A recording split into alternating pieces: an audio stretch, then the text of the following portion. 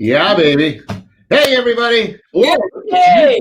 Garmin today. We Oh, got Garmin fishing on today, son, because you know what? They tell us where them fish live under that water, you know? wow. I'm impressed. Hey, everybody. How we doing? Made it through another week. Here we are on Friday. It's going to be a beautiful weekend, I'm told, by the way. We're all I going hear to there's thunderstorms in the making, so I don't know where you're Oh, cut it out. No negativity today. We're going to Okey be doke. positive. All righty then. All right. Great show today. Great guest. He is owner of one of the premier lodges in this country, for sure, without any question, in Ontario for sure, and possibly the nation. We've talked about it a million times on the program. We've shot there as Fishing Canada, I think 3 times, 2 or 3 times. I think every major television fishing program has been there or wanting to get there. I was going to say, if they haven't, they've been trying to get there for sure. The unique thing about the operation too is that it's recognized as one of the top fly fishing lodges in North America by the folks at Orvis. So that's a big, probably one of the unique things about it. But really, the thing about the lodge is the owner, and he joins us now. His name is Ted Putnam. He is vice president of NOTO and board of directors for Sunset Country. Then the incomparable Ted Putnam from Hawk Lake. Hey, Teddy. What's going on, boys? How you doing, Pete? How are you, bud? Living the dream, my friend. Living the dream. You always are. Yeah, you're obviously at the lodge. That's I am at the lodge. It's awfully quiet, but I am up here enjoying this beautiful country and getting things ready for next year, I think. Yes. Tell folks where the lodge is. Well, we're in Northwest Ontario, way up north, right by Lake of the Woods, not far from the border of Manitoba. Okay. And Ted is an American citizen. He's from Boston. So the first question you might ask, and I'll ask it for you, is what the hell are you doing up here? We don't let you people across the border. Okay. We need to be nice, my friends. We need to be nice. Why? Why am I up here? Because there's better fishing than anywhere else in the country. That's for sure. That's why this is great up here. Just love it. How did you get up through the border, Ted? What was the procedure to get you from Boston up to here?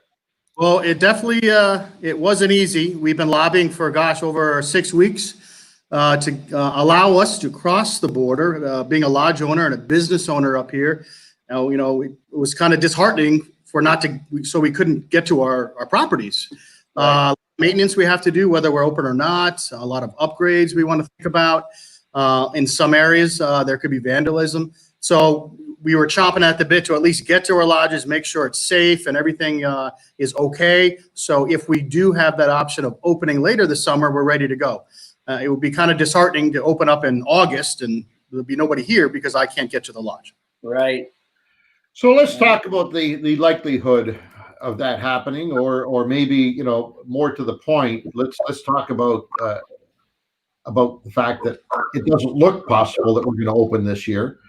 As a lodge owner, what does that mean to you? Well, it's devastating. I mean, for some lodges, it's going to be catastrophic, which is very sad. I and many of us are assuming that we will not open this year. I have not made the call, but I'm assuming it's not going to happen. And looking down in the States, it's certainly not getting any better down there. So because of Northwest Ontario, the majority of our clients are from the United States. With that border not being open, there's really very little opportunity for us to be open, unfortunately. Hey, Ted, how many U.S. lodge owners own lodges in Canada? Is there a percentage? Is there a number? I've heard lots of numbers. I've heard upwards of 40%. I mean, that's just a number. It's definitely, hundreds of operators own property up here for sure. And, we cater to everybody, but a lot of us have fallen in love with the Canadian North, and we've realized this is the place to be, myself included. It's funny.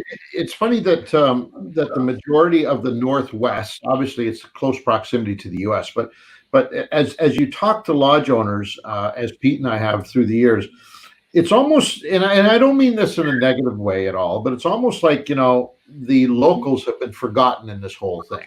and all of the marketing and advertising and catering to and design packages has all been done towards the American consumer, which, by the way, I don't think is a bad thing. But I'm just curious your thoughts on that, because a lot of people that I talk to, when I ask them, what's your American versus Canadian clientele ratio, and they say, 10-1 American.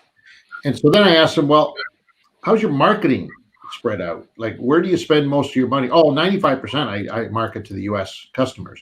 And it always intrigues me as to why that has happened. Obviously, the dollar is a big factor, but give me your thoughts on that. Oh gosh, that's a loaded question and many answers. Okay, put me on the spot. I've been here 5 minutes, but I appreciate it. Be honest. Well, we're going to start hard. We're going to soften up as we go, Teddy. Fair enough. Well, I think for some operators, a lot of it has to do with location. Certainly in Northwest Ontario, we're just a couple hours from the border. So there are a lot of fishermen in Minnesota, Wisconsin, the Midwest that can quickly and easily get up here, even just driving. So that's probably one of the main drivers for sure. For those that market to Americans, what we found in general is that Canadians can be a little more price sensitive. So if you have a very high-end or expensive operation, sometimes it can be tough to go after a local market. That can be one. And two, Canadians in general sometimes won't necessarily want to travel as far. I mean, goodness, they've got lakes right outside of their back door, whereas someone sitting in Chicago is dying to go to a remote lake. So that may be part of it too. Now, there are many operators, of course, that market across the board. I inherited this operation, and it was mostly Americans for many reasons that I just mentioned. And we do have Canadian people for sure. But that being said, I don't necessarily have a huge marketing campaign in Canada. As you know, I do television shows, and that actually goes all over the world, yourself included. So that I kind of cast a wide net, and whoever comes in, comes in. You know what? It's funny because I don't know the answer to this, but with Canadians not traveling to the north, not traveling to lodges, not experiencing what you have there, it's kind of strange because even if you live down here in southern Ontario, Ange and I are, the fishing can be good one day, maybe one day a month. You get a gangbuster day, you catch about 10 or 12 walleye. You go to Ted's place, Ted's an exception to the rule. And in a week trip, you can catch 10 to 12 walleye that are between 6 and 10 pounds, 10 plus pounds. On another northern lake or as little out lakes like that, you can catch 20 to 30 walleye per person per day on these lakes up in the North Country. So, and I think the Canadians have never really experienced that, or maybe they don't want to. I don't know what the reasoning is, but whereas the U.S. people, they're drawn to that northern Canada sort of mystique about it too, right? So. I think we've become callous to this. And I think that's the biggest problem. As Canadians, you go out the back door. Hey, there it is. So what? What's the big deal? But they don't experience that fishing that Ted's got. You know what I mean? They have to taste it first, and then they'll know. Oh shit! I'm going to keep coming back. Right? I think. I'm not talking about Teddy's operation in general. I'm just talking about wilderness lodges. Oh, yeah, that's what I'm saying. And I think the problem is we just take all this stuff for granted, for the most part, take it for granted. And when we go away, if we're going to travel 8 hours, we're going to Disney, Go the opposite direction of Ted. Exactly. I think it's such a shame because the North is just spectacular. And the majority of people that live in this province, Ted, have absolutely no inkling as to what's up there. Have no idea. Yeah. It might be on another planet. And I think it does happen. Yeah. Anyway, that sound.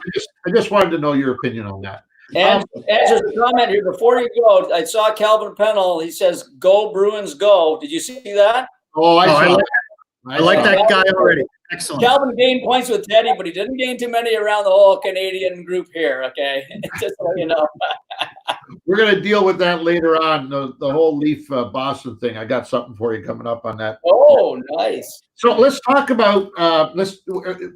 I know you frequently listen to this program and watch this program. We've had a couple of scientists. We've had a couple of fishing experts on the program over the last several weeks, and we've the discussion has always come up about catch and release, and how effective is it as a management tool, and does it really work, and can you overdo it, and all that stuff. And we keep, as you know, we keep bringing your name up into the conversation. We keep bringing up Hawk Lake, because I really believe it's extraordinary. And I've told you this in person. It's an extraordinary situation, because any place else that we have seen where it's fish are so micromanaged. I mean, it's like you're managing every single walleye in that lake personally every day. When that happens, it's usually catastrophic. It doesn't work. Something goes on tilt. But it's like Hawk Lake is like Westworld. Like, they're not real. Those fish are not real. You got those. Those are all robotic fish. I'm sure of it. Okay? There's no way in hell that you can have a total release fishery, and the fish are so big and healthy and wonderful, and just getting better every day. Share your secret, damn it. Well, first I might add that last week was a Dr. Cook. Boy, he was fascinating. I found myself halfway through that actually taking notes. I mean, that guy was. So for to follow up that guy, I mean, yikes, this is going to be tough. But I think what he said, and on several of the questions that you probably asked, and kind of what I found is a lot of it has to do, catch and release is huge, I get it, but it has to do with the bait fish populations and the fishery itself. If you've got enough food supply, those fish are going to continue to grow. And what we found in a couple of lakes that we have access to, where the fish are a little more stunted, well, they're not as deep, they're not as much food. But on the main lake here, it's over 400 feet deep. There are huge populations of bait fish, Cisco, Tullaby, all sorts of perch, you name it. So we found that this is actually my 10th year. So this is the 10th year of catch and release. Yes, the fish are getting bigger, but the last 2 or 3 years, we found huge populations of smaller walleye, which is so interesting to see. When I first got here and all we could catch is 28s and up, a little red light went off, like, oh, geez, that can't be good years from now. But what we found is by throwing them back and really tightly managing that population, it sort of exploded. So we're catching a lot more 20s and 22s now, as opposed to just 28s and up. And that makes for, it really makes me feel good that I think we made the right decision. And I know my guests are pretty excited, because they know if they come at the right time, I can guarantee I'll put you on a 30. I'm not going to catch it, but you'll see it. Yeah. Hey, Ted, so go back that 10 years. You said you owned the lodge for 10 years, right? Yeah, this is my 10th anniversary, and there's nobody here. Congratulations, buddy. Now, when you took over the lodge, you said there was only 28s and up and all that. Was the fishing, how did it compare then to now? Let's say even in the trophy world, was there very few fish? Did they manage the same way you did? How did that go? Oh, no. No. They weren't catch and release at all. Now, there wasn't a lot of pressure up here, because there's private access, so there aren't a lot of people in there anyway. But they were keeping some fish for sure. Nothing wrong with that. I totally get it. But because, as you found out, there aren't tons and tons of walleye. It's a fairly small lake. Right. Immediately went to 100% catch and release, not even for shore lunches. And initially, it was kind of an experiment to see if it would work. But once I started looking at the numbers from, 152, 250, 300, 428 pluses last year, it was pretty clear that it was working. I mean, that's 28 pluses for only 240 guests, for example. It's not like, we got 15 people a night. That's why I said it's Westworld of fish, man. It's just, and keeping with that theme, Brian, or no, I'm sorry, who was asking about or said, Kevin Steves says that Hay Lake Lodge. Whoa, there's one from the past.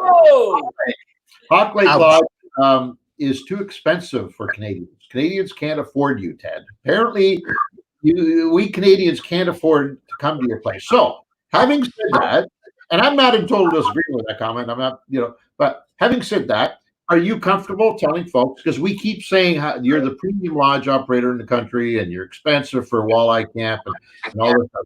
Are you at liberty to give us an idea of pricing? Well, sure. I mean, it's not like, some hidden secret. Right. Yeah, they're more expensive, just like the Wallisons and Ganglers of the world. In US dollars, we're at between $400 and $450 a night, which is coming in at $600 a night Canadian. And there's many different reasons for that. Not that I need to justify that, but as you know, when you walk in the door, it's all inclusive. So you get all your gourmet meals, your boat, your bait, your gas, your private cabin with your own hot tub, open bar.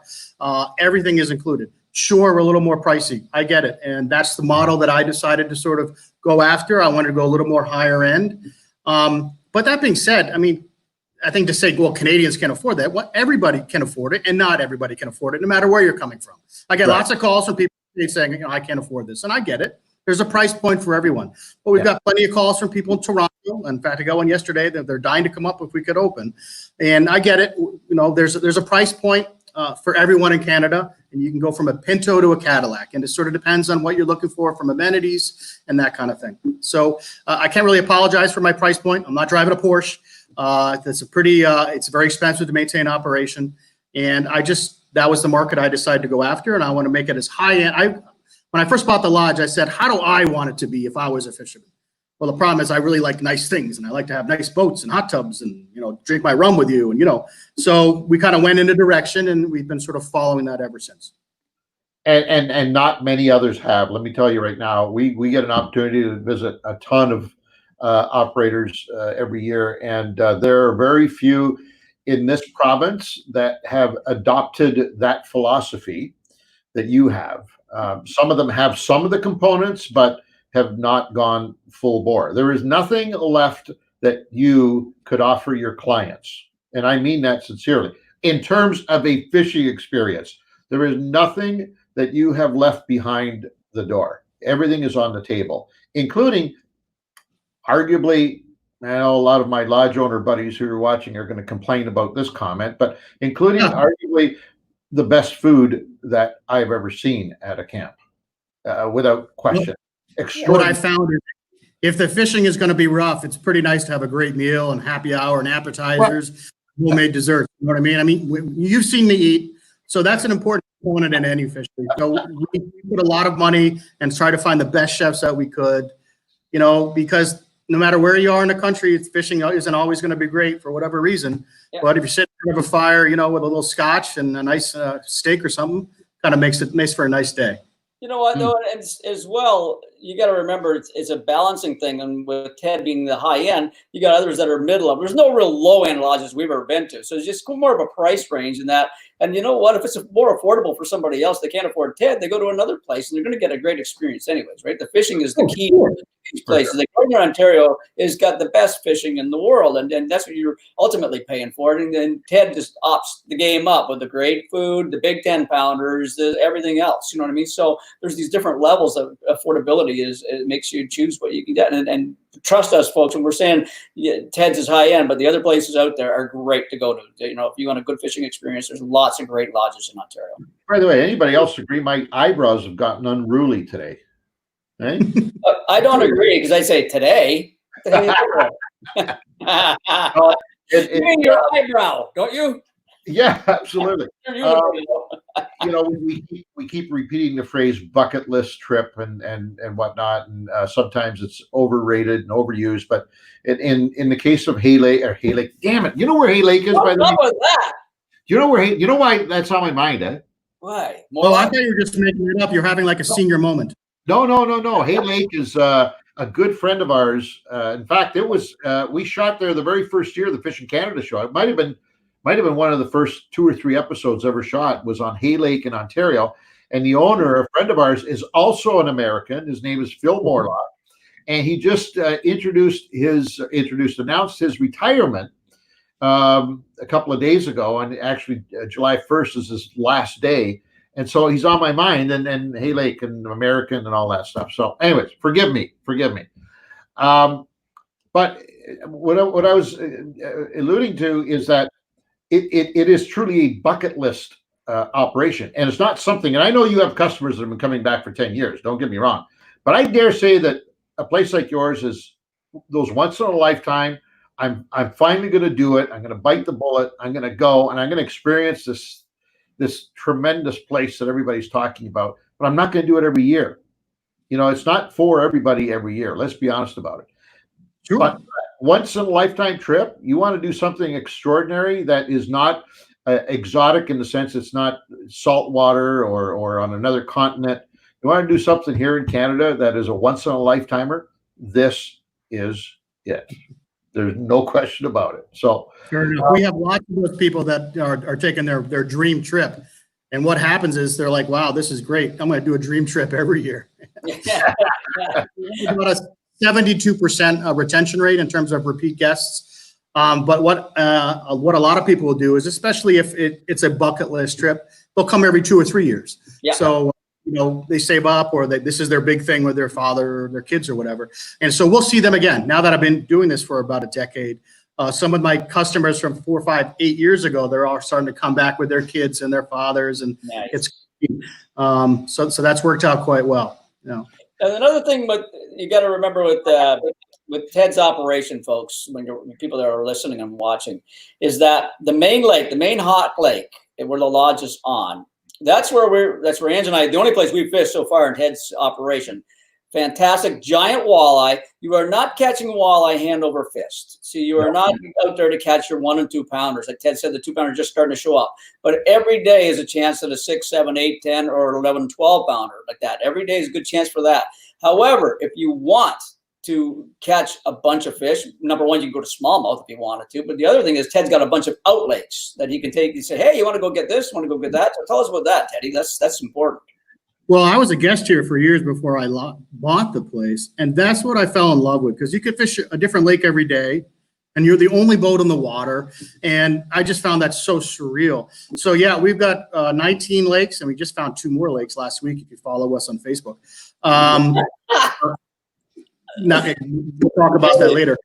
So we got all these different lakes, and if you want to go lake trout fishing early, or like pike, or you want a long hike, we actually have a place on Little Dogtooth. Dogtooth Lake is a famous fishery, but we have a boat on Little Dogtooth, which is an amazing walleye fishery, and that's just us. So you can sort of mix it up. If you got kids, you want to catch 150 smallmouth, and throughout the whole day, I'll send you to Sapphire.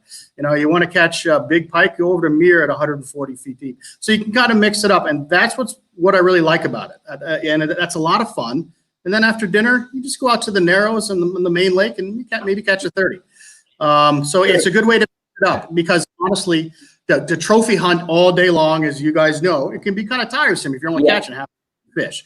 So go catch some smallies and do some other things, and then catch a 30 at night, that kind of thing. You can mix it up. That's so true. That's so true. What you just explained there, folks, is so true. It's so perfect, because that we haven't even done that. That was what we should be doing, Ange. We go to the Outback Lakes, come back and then go to the Narrows at night with Teddy there, and just bang out your big fish at the end of the night. It's a perfect trip.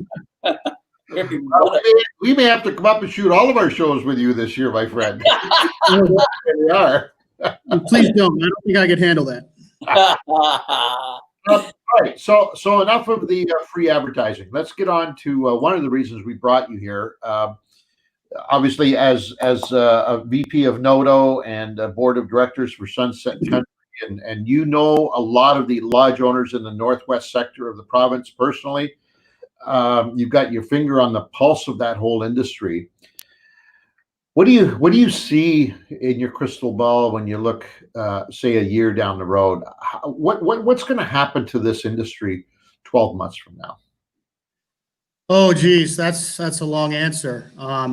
Well, in my opinion, without any government intervention, meaning grants, not loans, unless there's some direct aid to the industry, I think a lot of people are going to start to go out of business. They've already started to go bankrupt. And in my opinion, this summer's lost. The border will not be open. So therefore, it's going to be a year or a year and a half for many of these lodges, myself included, to have any revenue whatsoever. And we are very low margins in this industry. This isn't a car-based business. We're making lots of money hand over fist. The profits are small. And there are many businesses that will not be able to withstand that without some direct aid. It's very, very sad. And more people are it's dawning on them that that's about to happen.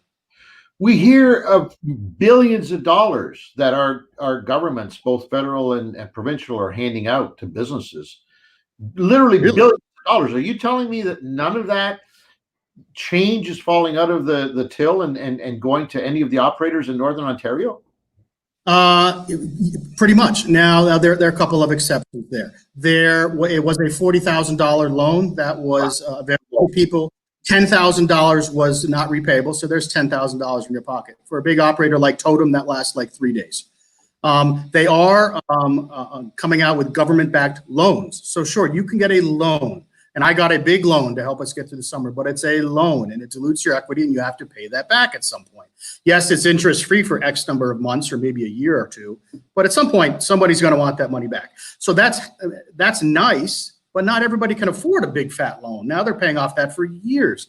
So it doesn't help the small operators and actually even the larger operators that can't afford to take on additional debt, especially knowing that, next year could be a little dicey too. I mean, yikes, we're talking a couple of seasons here. You don't even know.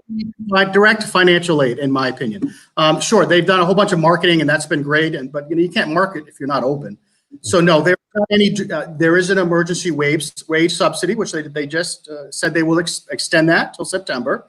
Well, if you're not open, you're probably not going to have an employee, so it doesn't really matter if they're covering a lot of their salary. I mean, that doesn't really help either.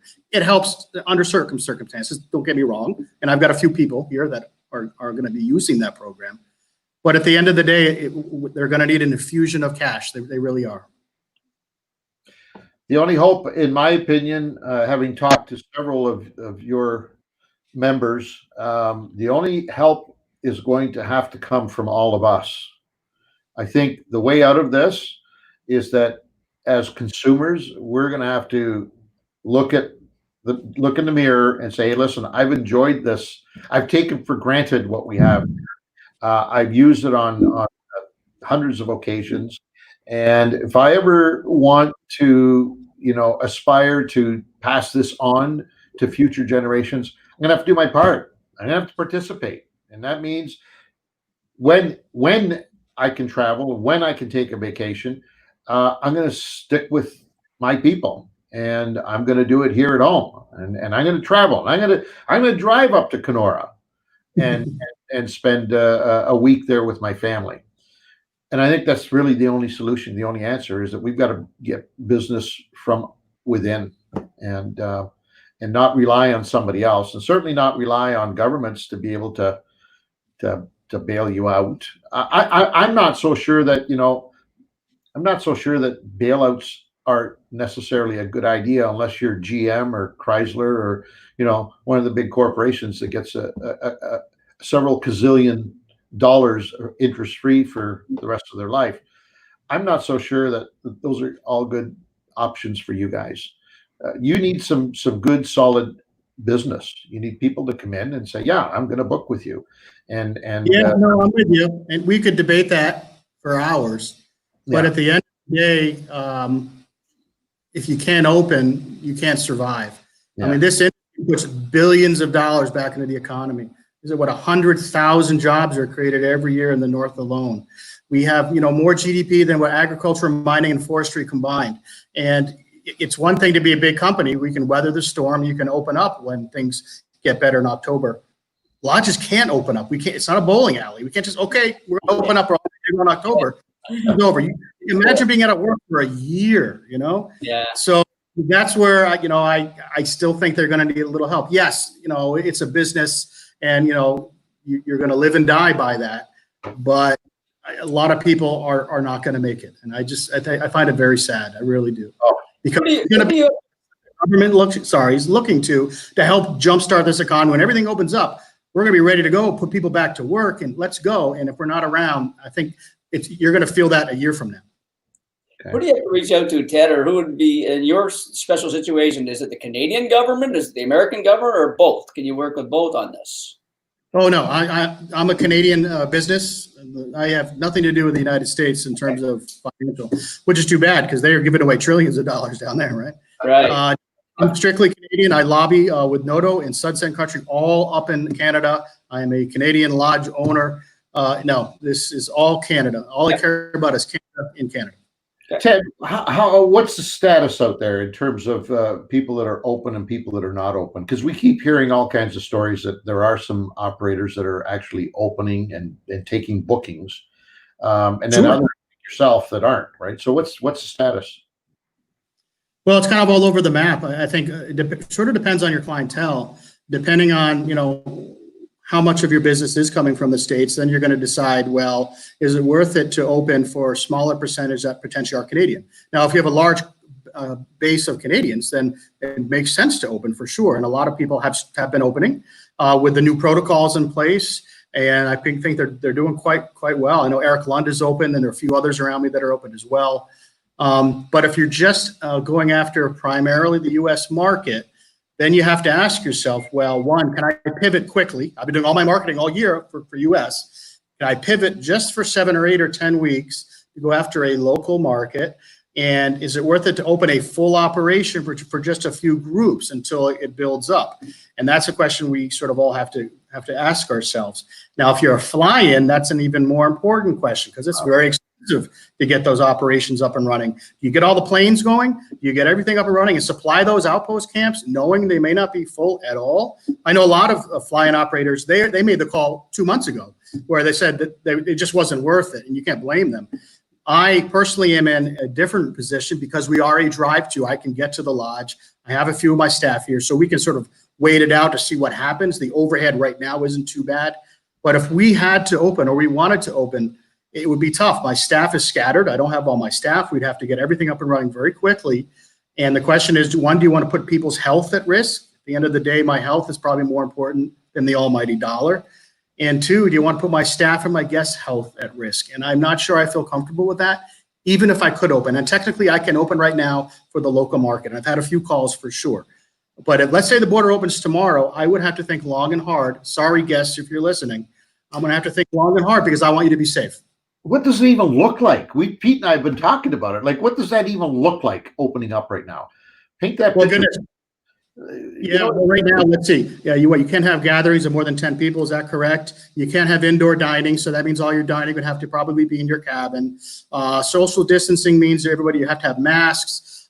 We probably wouldn't have any daily housekeeping service because you don't want people going in and out of the rooms. Just we could leave towels outside the door. We couldn't valet park your car. We do all that for you. You have to look at all the different touch points within an organization and try to identify, how you minimize that. And you've been to my lodge. Gosh, I love to talk to people, and we're always having a good time when we're together. It's all about togetherness. Happy hour. Happy hour. Happy hour is pretty cool. I love happy hour. Yeah, so it's going to be quite a different shift for sure. Absolutely. Teddy, I need you to do me a favor, breaking the subject. I need you to tilt your camera, your screen gets up a little higher because when the comments come in, they're going to obscure that beautiful face of yours, and I don't want to obscure that beautiful face of yours. That looks wonderful. Mike, feel free to start putting comments up too. I'd like to hear what folks have to say about that. For sure. Dean Talbot, after this COVID crisis is over, people need to travel throughout Canada and spend money here, not any outside country. Here. That's exactly what I'm saying, man. Great. Right on. Going to be tough next year because U.S. customers are booking alternatives and may stick with those alternatives next year. What alternatives, though? Yeah. Well, I think Northern Minnesota is open for business, so apparently those lodges are doing gangbusters. Really? So yes, that's a fear. Sure, they may never come back. Now, I've also heard was it one of you guys or Kalanka or Linda was talking to me, who said a lot of people are going to those lodges and they're like, well, this really isn't Northern Ontario. It's not quite the same. But you have a very good point. It's tough to get a customer, and then once they go somewhere else, especially if they have a great experience, they might not come back. Yeah, that's something I never even thought of. Minnesota opening up. That's right. Yeah, they're killing it. What have you heard about the lodges there, Ted? In comparison to you know what the Canadian lodges are like, what Ontario lodges are like. So are they even close? I mean, I know they have good fishing in northern Minnesota, et cetera, but is the lodge experience close to ours? Fishing, travel, et cetera, scenery. Well, I mean, I can't comment on the lodge experience, but from what I understand, I mean, the fishing's good. But you can't compare it to Northern Ontario fishing. I mean, this is some of the best fishing in the entire continent. Yeah. So I would argue that, yes, the fishing is great, but if you want the be all and end all, you still should come up to Canada because it really doesn't get any better than this. It really doesn't. And I'm not knocking any of those lodges. I'm sure they're beautiful. They're having a great time down there. Absolutely. Yeah. People have to, it's unfortunate that some people won't ever be able to make it to Northern Ontario to experience it. But if you ever can, it is a whole different world, from atmosphere to fishing to everything up there. Even the people, everything is so different. It's so nice. Like when you want to catch walleye hand over fish, when you want to catch smallmouth bass, like it's going out of style, and then trout, different trout species, Lakers, all constant. It's just, it really is that good. So. Hey, Ted, you said Totem was open. Have you had a chance to talk to Eric and get his views on how things are going? Is Totem open? I'm not sure that they might be. I have heard indirectly through Eric, and they're having a tough time. And I'm not going to talk to his business at all. That's between him and his investors, I guess. But that's a major operation, one of the biggest operators in the entire country. And obviously, a large part of his clientele is coming from the States, because it's just an hour and a half drive south, 2 hours south. I think he's having a tough time, just like we all are. And he employs, I didn't realize this, over 200 people between his operation. So that's big time, and it's got to be tough. I can't even imagine. I really can't. I feel bad about my 15. I can't imagine 200. Yeah. It's interesting. It's interesting what the new version of what we have been doing for years is going to look like. That's the one that, just the idea of having a couple of people in a boat with a guide. What do you do there? Like, what do you do? I mean, there's no social distancing going on unless I've got a 30-foot boat. So what do you do? There was some kind of a protocol or a rule out that they have to wear masks. The guides have to wear masks or something like that. So they're trying to do that. And you know what? If that's what it takes to get out on the lake with a guide, then suck it up and do it, right? Put lake boots on forever. But you know what I mean? It's not a horrible thing to do. Be in 30-degree temperature, but you do what you got to do to get out there. I think people will do whatever it takes to go on their fishing trip. Exactly. For a lot of great stories. My guests are like, Ted, you open and I'll carry my luggage. As long as I can get up there and have a great time and go fishing. I mean, they're like, we're there as soon as you can open, and I know I'll be safe. I'll do whatever you want. And I know a lot of people. I trust anglers too, that they're smart enough, because what I'm going to compare now is to these idiots in Toronto that are down on these beaches and that park, that one scene. I don't know if Teddy heard all about that. They open a park for a day, and these idiots are in there mauling each other and just going absolutely ape shit on each other, and just thinking that they're impervious to everything. But I think with lodge people that are guests, that they say, okay, you know what, I have to do this. Ted's going to be watching me. Everybody's going to be watching me. I will do this. It's my experience. You know what I mean? I want to get through this properly, and I don't want to hurt anybody in the process. So, and one of our regulars, Calvin Pennell, wants to know: would you consider cutting some of your services to attract customers here in Canada? Great question. Good question. So you're inferring then that would cut price? That's a good question. Now, the thing is, you've built up to a certain expectation level for myself and my customers. Would you want to then dial that back? What would you dial back? How would you do it? How do you associate a price with that? Very good question. Trust me, I've been thinking about that for about 2 weeks, because I've been on self-quarantine here at my lodge for 2 weeks. The short answer is no. I don't want to diminish the service that you're going to get. I really, really don't. If there was an easy something that I could cut. Now with you guys, if I cut the bar service, that would save me a fortune, no problem. But that's not the case with everybody. You might want to stand away from that bar yourself there, Sunshine, okay? I wasn't going to say anything. If anybody watches Trailer Park Boys, you got Julian right there beside us, okay, between us, just to let you know, okay? Okay. Well, I'm actually working. I have to do that. That's happy hour. But anyway. True enough.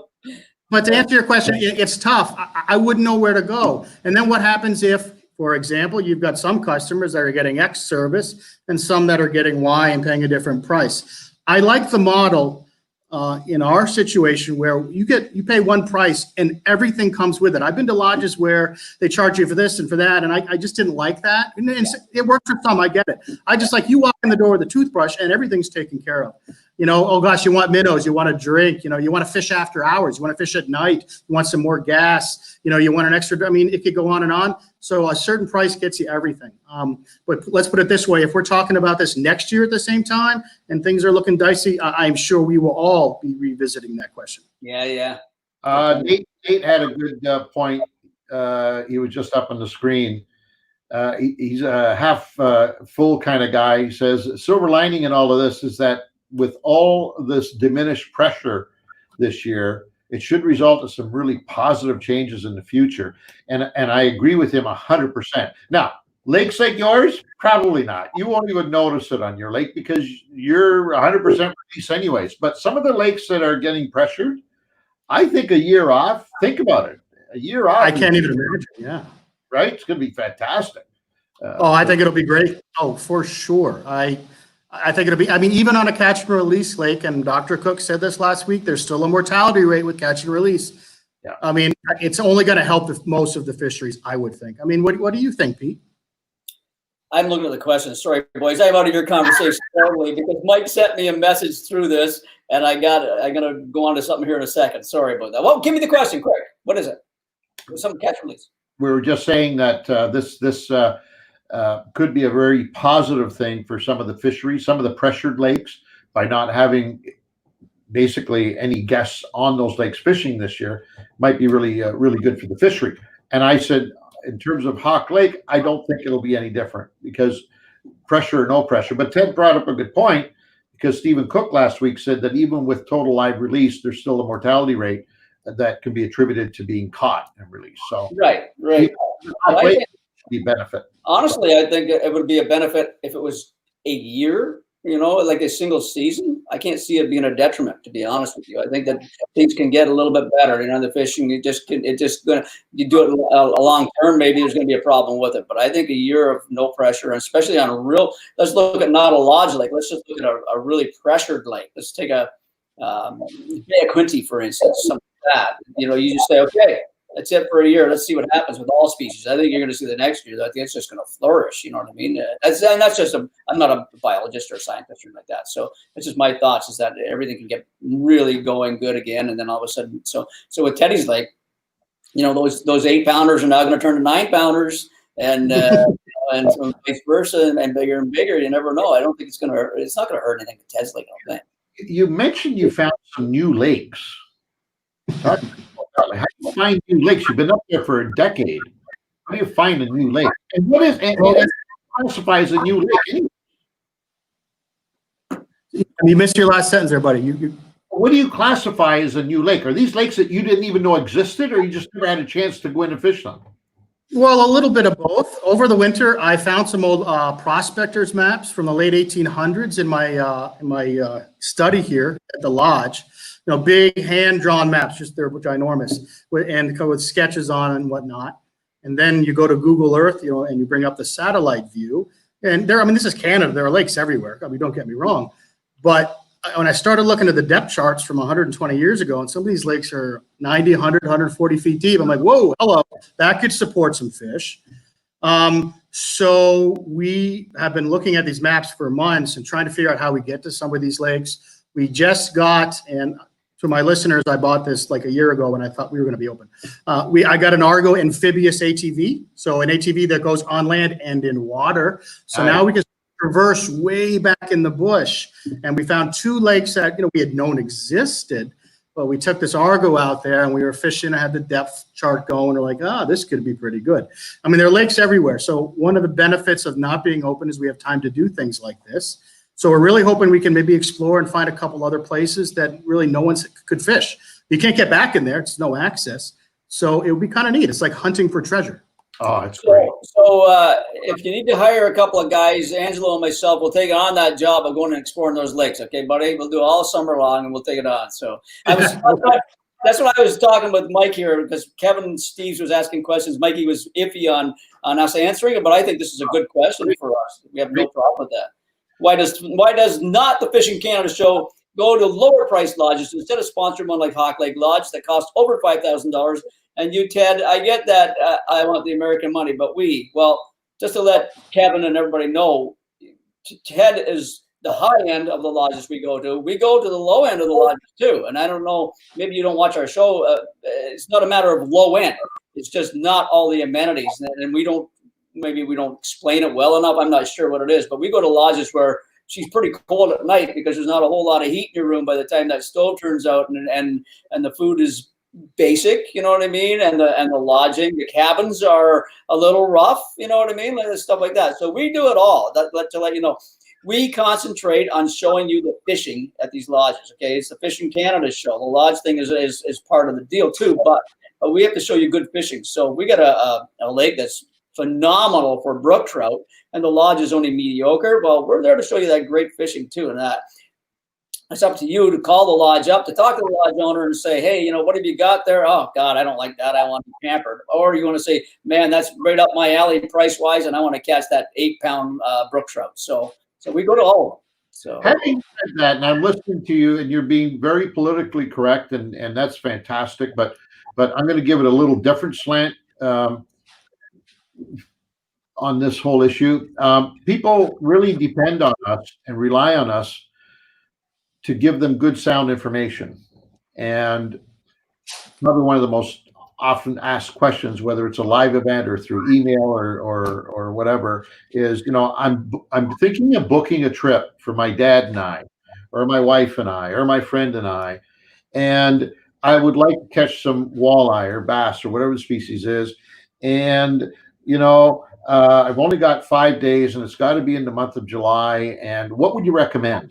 Well, you know, maybe a lot of people don't take that very serious, but when those requests come in here, it's a tremendous burden that we take full responsibility for answering, because I know how important that trip could be, or probably is, to every one of those people who are asking.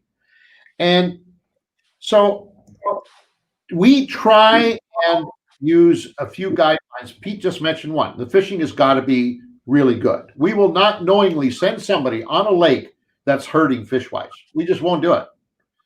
Maybe that's wrong, but we just won't do it. So criteria number one has got to be fish, and they got to be catchable.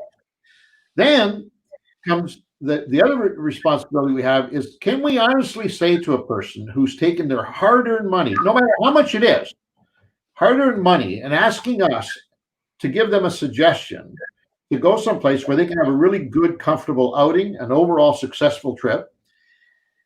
And if there are some negatives in places that we've been to, even 1 or 2 negatives, it's really hard for me personally to endorse it. I have a tough time. The reason I'm telling you all this is because, not that we do just high-end places, but the higher-end places tend to get it. They understand what it is that they need to give their customers.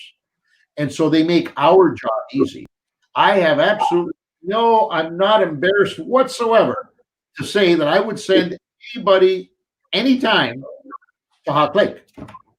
If you can afford it, sleep every night that I send you there. I know it's going to be a great, great trip. We can't say that about all. We can't say that about all locals, because some operators won't get it, no matter how expensive or inexpensive they are. And I give this sort of lecture to a lot of the people that I give recommendations to. I go through this whole thing. You don't understand how much pressure I have answering this. So in a nutshell, for me personally, it's just so much easier to recommend high-end places, and then let the customer determine whether they can afford it or not. The mid-range places, there are some fantastic ones, absolutely outstanding ones. We promote those things like crazy. We have been for years. We built a business for a good friend of ours that runs a mid-range camp, and we helped him build that business because he got it, and it was cheap in comparison to what you do, Ted. I think it was under $200 a day, all in kind of thing. And we had no problem sending folks there because he got it. But there's a lot of operators who don't get it. And so we send people in. Those people come back. They had a terrible time, not because the fishing was bad, although that certainly is not a good thing. But the water was cold. It didn't have hot water. The food sucked. There was dog turds on their front porch. The beer cans from the previous guests were still in the cabin when they got there. the barbecue, you couldn't even open it without something jumping out and biting you. And they come back to me and they say, but you told me it was a great place. So yes, to answer your question along the roundabout way, I personally will not send somebody to a dump. We used to, when we started in this business, everybody was great. Okay, not anymore. If it's not a good place, we won't send you there. Plain and simple. So Yeah, I'll add one point, because there are a bunch of shows out there, fishing shows, that in the past, everything was great.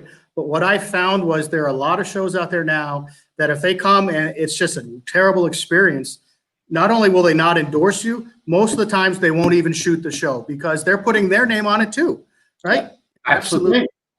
And that's great because you want to have credibility with your audience. And you guys, I think, have wonderful credibility. Well, thank you. Thank you. I remember one time we were brought into a place, and correct me if I'm wrong, Pete, Trophy Fish Lodge. Does that ring a bell? Trophy Fishing Lodge. You remember that? No. Ontario? It was in another province. The reason they brought us in there, Ted, because they had no more fish. Yeah. They had no more fish, so they're hoping that we'd go in there and magically make fish appear and save their operation. But they had raped and pillaged the entire lake. They had their guides were given orders from ownership. Every fish comes back to camp. If the guest doesn't want it, it's a camp fish. So every fish they caught came back to camp. So and we found out real quick after a couple of days, boy, that's a good-looking young man there. But it's that guy. He ate that fish. He's guilty. That bastard ate that fish.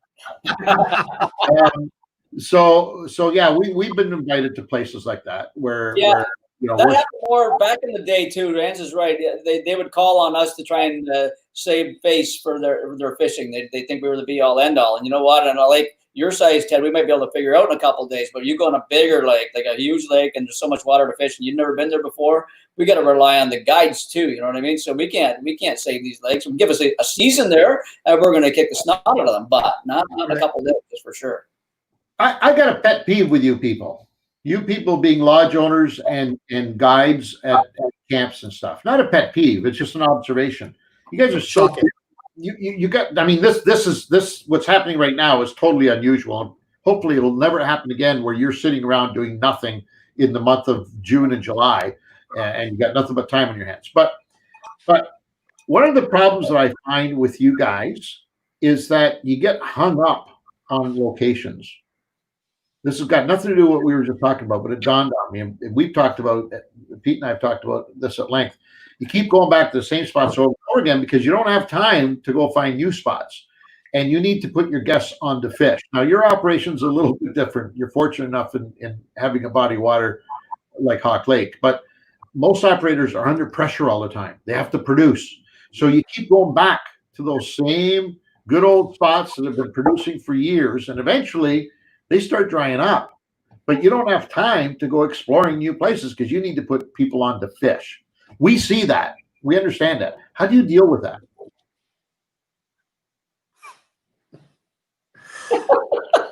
I'm sorry. So that was a question? Okay.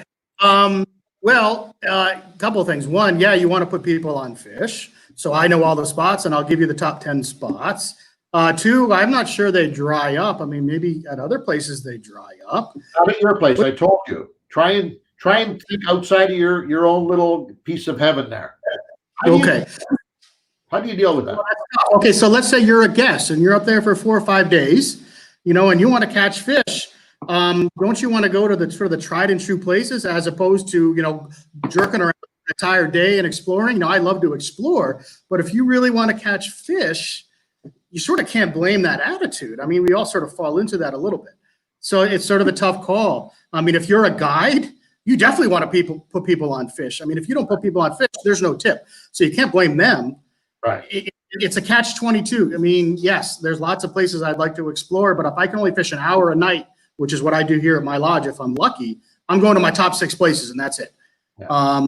Now we'll have different experiences this summer where we can explore some new areas and lakes. But, it's a tough call. It really is. I mean, at the end of the day, it's a business. And if the customer's not catching fish, I hope you had a good time exploring. Good luck with that. Hey, speaking of exploring, Teddy, something I've thought about your lake every time I'm on it, and it sets up perfect for it. Have you ever tried an open water trolling walleye bite with crankbaits and boards, et cetera, et cetera? Have you ever tried that? Anybody try it? I have actually a little bit. A couple of years ago, I started doing that later in the summer when the walleye started to follow bait fish all around the lake, and I'd go into sort of shallow bays, 15 to maybe 5 feet deep, and I started seeing these big fish at night. Instead of sort of doing drifts with live bait or jigs or whatnot, I would actually ramp it up and start doing, some big dipsy divers with, crankbaits or whatnot. And it was pretty successful because it was a little easier to target the fish. Now, in general, back to Angela's, question or sort of pet peeve, we usually know where they are anyway, so you don't really have to do that. But if I'm just sort of screwing around and I want to identify and follow the walleye schools because they're following the bait, I find that's very effective. Absolutely. And if you're on a new body of water, I would think that'd be very effective. Yeah. To dial in fairly quickly. Especially if you got a food-based lake, your Cisco and Tulimi, et cetera, et cetera. There's open water fish. A lot of people are in the mind frame that these walleye will hang on structure only, and that's all they were living. No way, man. A lake like Ted's got a lot of, like you said, 400 feet of water. So there's lots of places with 150 and 60. And I'll bet you that lake is prime for a guy. If a guy wanted to take a season of trolling with boards, but with all his crankbaits, worm harnesses, I think you could kill him on that lake. I think it'd be amazing for that. They're moving around all day long and all night long. Right. But multiple schools, sometimes 50 to 60 yards long on the sonar, and they're just following fish. So you got to locate them for sure. And every spot that Angela, that Ted, like he said, he's got 10 great spots. Every one of these spots has got all this beautiful deep water right beside it too. It's all these little ridges and feeding areas that the walleye come up to in the evenings and that. So it's just classic for to be explored for sure. So perfect lake to have quality sonar on too, isn't it? Oh, Yeah. so nice. Perfect for that. I'll tell you what, that's a good point. I want to talk to people quickly then.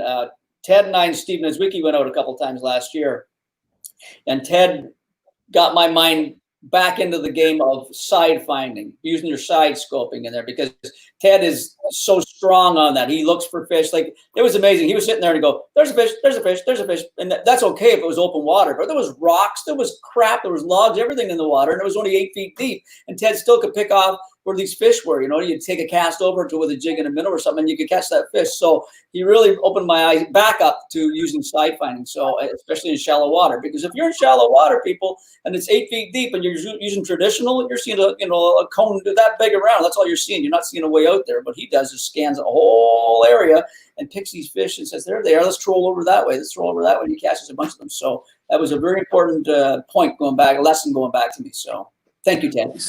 Side imaging was definitely a game changer, I think, in the industry. Oh, yeah, for sure. You quickly make a pass over different areas, and you can see 50, 60 feet on both sides, depending on your depth. Yeah. And it's very to identify fish, and if not, you can move on. Yeah, I love it. And once you get good at it, it's really fun to use. It's just a blast. That's the key. You have to get good at it. You have to be able to, you got to practice with it. This year, again, I've been putting it on, just driving around, watching that side imaging, and then watching. Then all of a sudden, when you start seeing fish, you really use it as a fish finder. It shows you structure, it shows you everything else. But when you start seeing fish, then you can capitalize on that. That time, Ange and I were up there, the first shoot we were up there, we saw one over the side of the boat. I said, Ange, cast out there like 25 feet. I think that's a fish. And then Ange cast out, bang, he got this great, like 28, 29-inch walleye. It was perfect. And that was all to do with side finding. You know what I mean? Using it as a fish finder. So. And that's, something you get from quality lodges too, by the way, for all you folks that are listening. I believe all your boats are fully equipped, Ed. Maybe you can share that with us. Yeah, I mean, they all have Generation 2 or G3 Helix 9s with mega side and down imaging. Those are $3,000-$4,000, $3,000 a pop. They all have brand new motors. I mean, everything is new, and we're constantly upgrading those things with the trolling motors, and et cetera, et cetera. But my walleye fishermen, they love their electronics, and I find they're very useful. So we decided just to upgrade the electronics across the board, and it's a great investment. It really is. So again, these things aren't cheap. So yes, it is what it is. You have a great relationship with your guests, I've noticed too. Sitting back and watching you operate a room full of guests or out on the lake or whatever, you almost have this sense of when to to step in and when to back off. You don't overdo it, but you're always sort of there in the background. And it's almost like you've studied it. It's almost like you've gone out of your way to figure out what's the best possible way I can add value with me being in this scene. And you do it extremely well, I got to tell you, extremely well. Yeah, to be successful in this business, it's a service industry. You have to really be able to read people. And we get all kinds of people, standoffish, people that want to hug, people that want to show me pictures of their kids. And you have to be able to quickly size them up and understand what they're looking for. Many of them have become my longtime friends. Jim and David Ludenese, I think they're watching right now. These are like friends of mine, and I've seen their kids grow up. I've seen them get married. I've seen them, come up and fish with their parent one last time as their dying wish. And you get to be a part of that, and it is so heartwarming. I mean, they're my friends. Of course, at the end of the day, it's a business. But as my guests know, I don't really run it as a business. It's just a big friendly fishing lodge, with a Visa card at the end. You know what I mean? That's what it's all about. And I take people out every night on my own boat for free, and I'll drink with them, jump in the hot tub. We'll have a good time because you don't get rich doing this. It's all about the experience. And I left my corporate job years ago because I realized there's more to life than money. It's about the experience. And I get to be front and center of some of the best experiences my guests potentially may ever have in the Great White, in the wilderness. And how cool is that? That is really wonderful.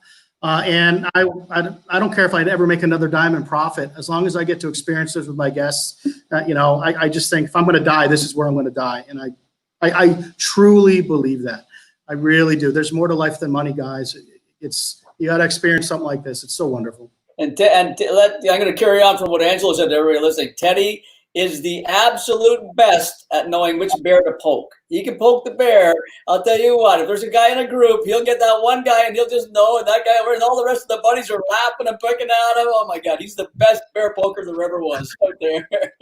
What's the craziest lodge owner story you could share with us that you can come up with? Craziest? I mean, define crazy. I've got them all over the spectrum. Here's a cool story. This is more of a cool story.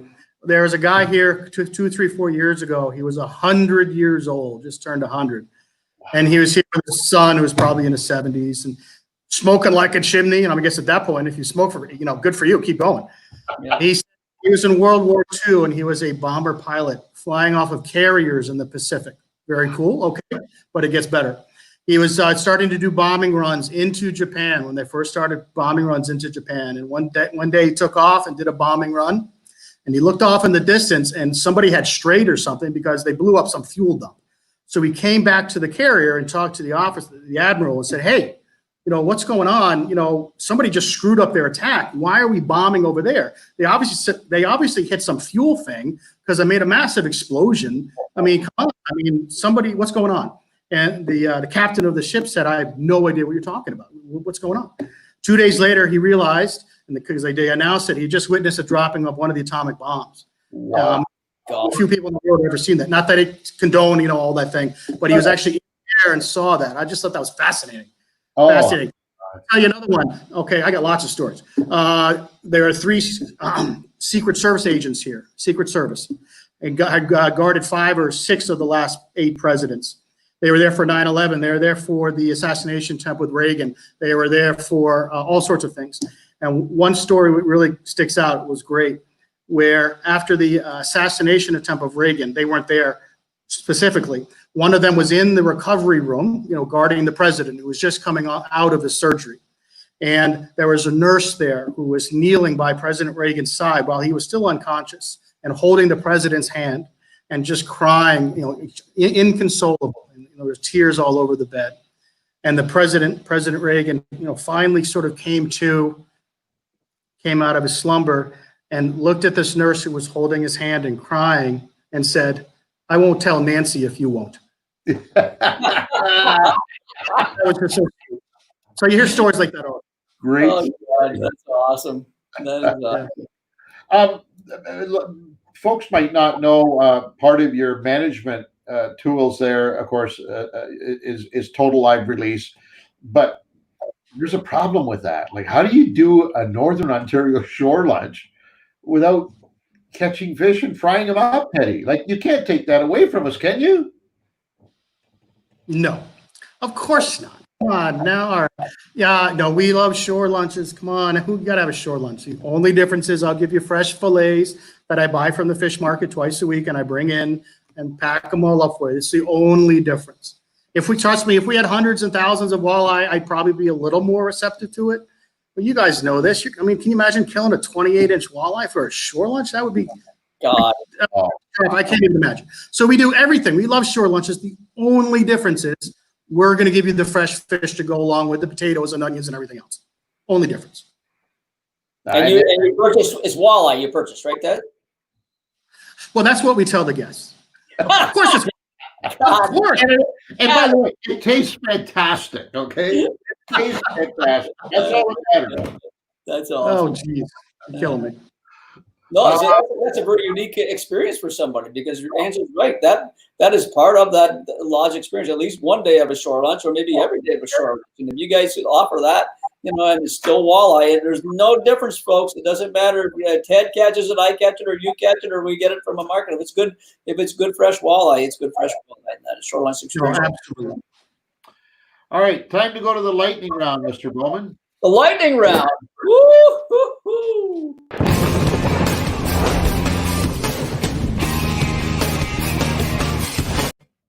Okay, Teddy, the lightning round is, I'm just going to ask you 5 questions here.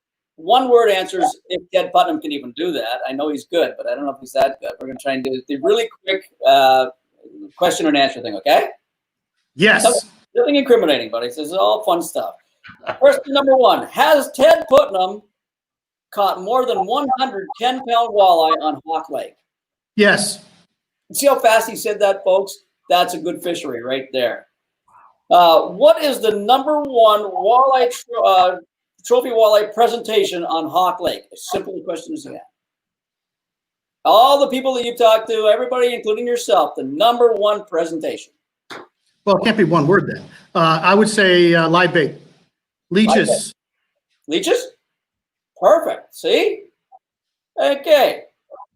So far during these webcasts, there has seemingly been a common answer to this following question. Do you like northern pike? Absolutely. Wow, he broke it. No. To eat. Hold on. Okay, see, this is not, you can't, that's not 1 word. Do I like them to do what? Do you just like pike in general in your lake? I hate pike in general, There! but they're good eating, and anything over 40 is a lot of fun to catch. The little guys, they're eating. Okay, so Ted doesn't like pike, everybody, just so you know. What country would you rather spend the rest of the pandemic in, the USA or Canada? New Zealand. You're an asshole. I love you. But honestly, Canada. Canada. I'm not going back to the States anytime soon, and I'm okay with that. Okay, cool. And last question. When is the most joyous time at Hawk Lake Lodge? When the bite is on or happy hour?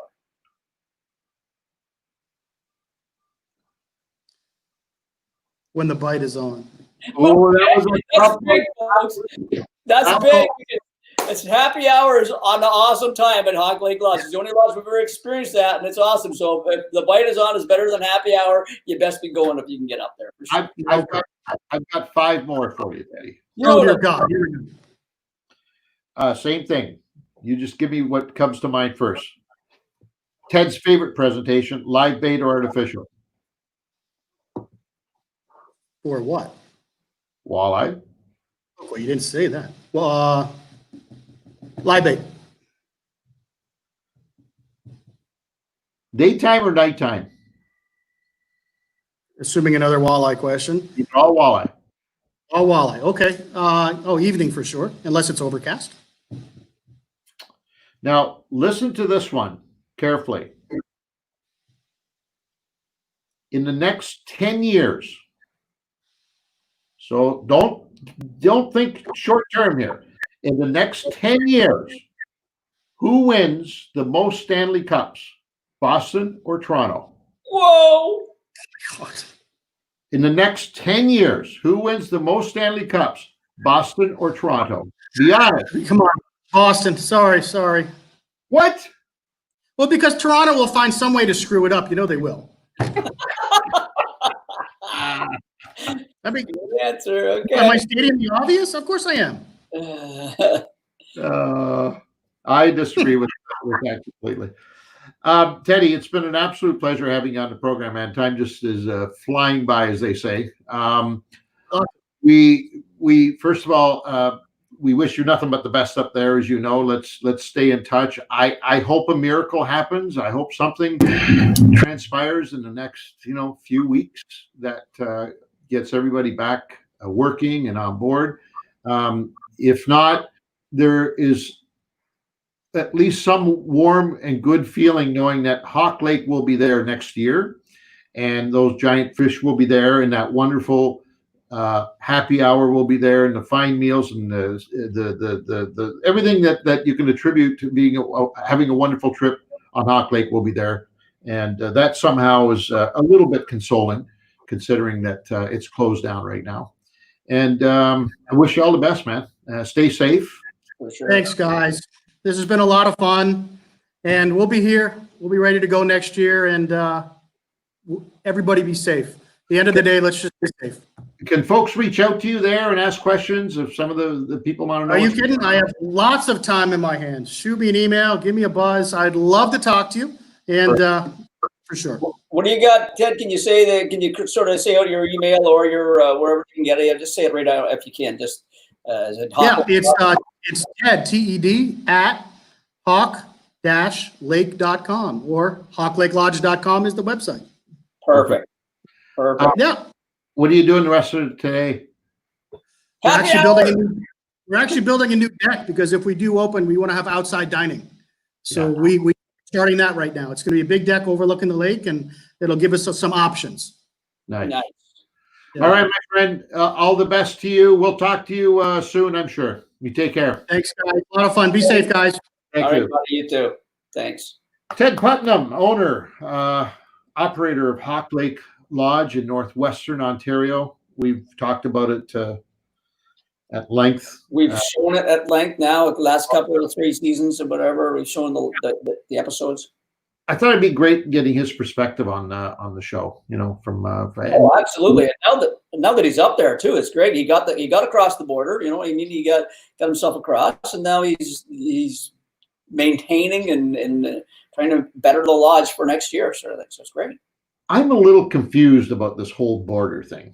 Am I the only one who thinks it's kind of weird? I know where you're going on this. There's some people that, everybody's got to get a letter, from what I've heard. Anybody that I know that's been crossing has to have a letter to get across. There's some kind of permission that they've set up through businesses. So that's the one thing I've heard.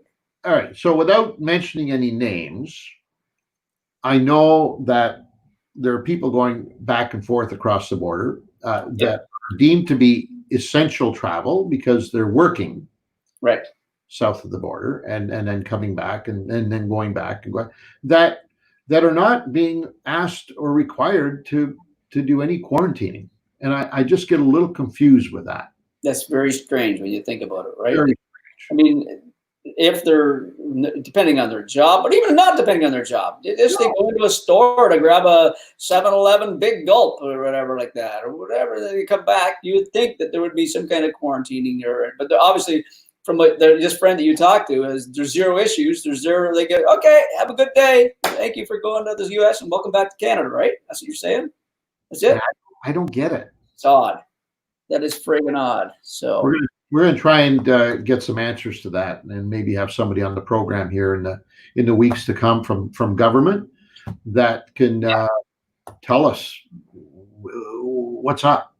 If I'm not allowed to go anywhere other than my little bubble area because I'm told that that's the way we're going to clean this thing up, then I think everybody should be playing by the same rules. Yeah. I mean, there's got to be obviously a special situations to even draw you to the U.S. because right now you'd have to have a pretty damn good reason for me to go there. I don't want to go, but these numbers going up like that, I don't really want to go there. So obviously, there's the work is very important.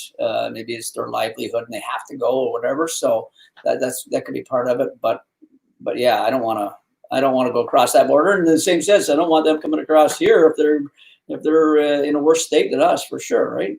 So, anyways, any questions? Don't have to worry about it. We can get some fishing questions before we go today, because we still have one more open season to happen, and that is tomorrow morning. That is the last bass opener. So then finally, at least in Ontario, all the opening days are open and all the seasons are open for all the species of fish. I'm not sure the other provinces. I'm sure they're probably already well into it with their different species. It's all different in each province, but I'm hearing some really good reports from bass season this year. Oh yeah, in the areas that have opened up. I'm hearing some great stuff.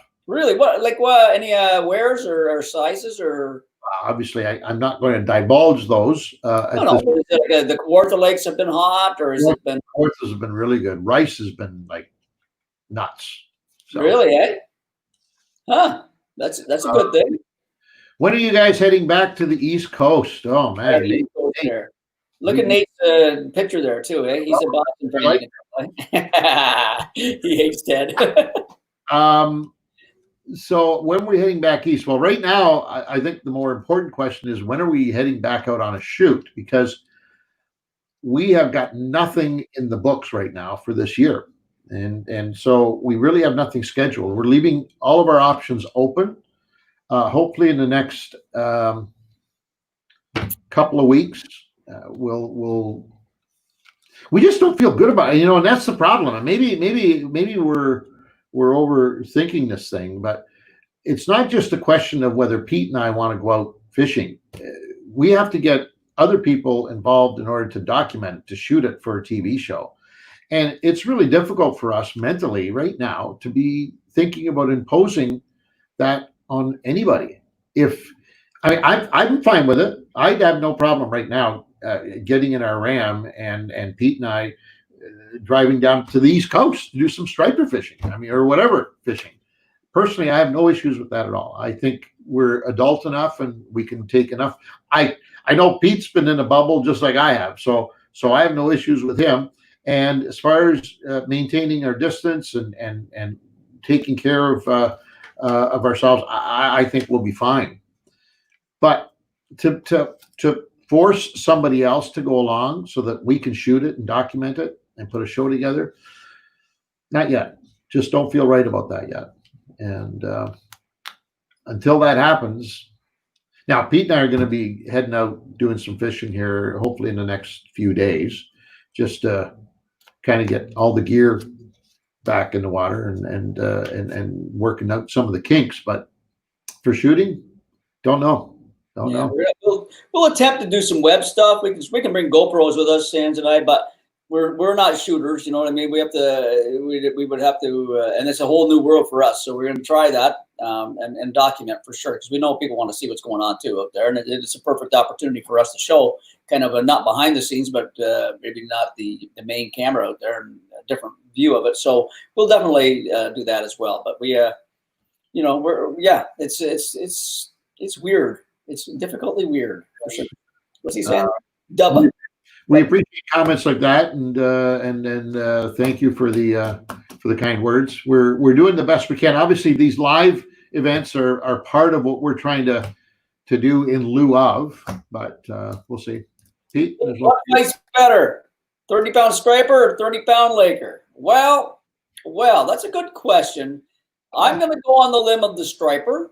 I'm going to tell you, but the only 30-pound striper I ever caught was in a bit of current. It was in a bit of tide.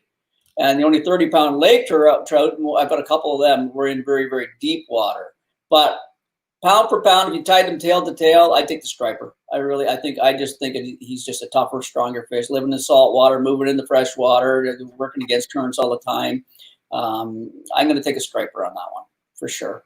And a lake, don't get me wrong, a 30-pound lake trout's a strong fish. He's just going to bulldog straight down, you know what I mean? But a 30-pound striper's a beast of a fish. So I see somebody's heading up to Spanish Ontario next Saturday, Blue Heron Resort. Oh, wow. Blue Heron's open. Mid-range resort and very affordable. George Cherry's heading up there. Nice. That's cool. I'm assuming it's great trip. Smallmouth and walleye, I would think, up there, right? I would assume. I'm not 100% sure. And he'll be able to stop and get some of those walleye burgers from the chip truck on the way up there. Around by Massey or wherever that is. We never remember where it is, but every time we see it, yeah. Nice little stop and go, for sure. Let's see, what else can we quickly harp on before we go? Again, if you're fishing with buddies, and I know a lot of that's going on nowadays. You know what? If you're going to sit side by side in a boat, put the masks on. If you're front and back, you don't probably need the mask on. If it's a big boat, if it's a tiller boat, you probably don't need it. But you know what?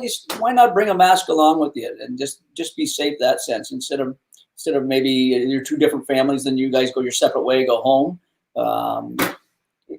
Fishing is it's an awesome sport that we love to do. So why don't you just do it right, so you can stay with it and be safe with it too, like that. So I had the health minister on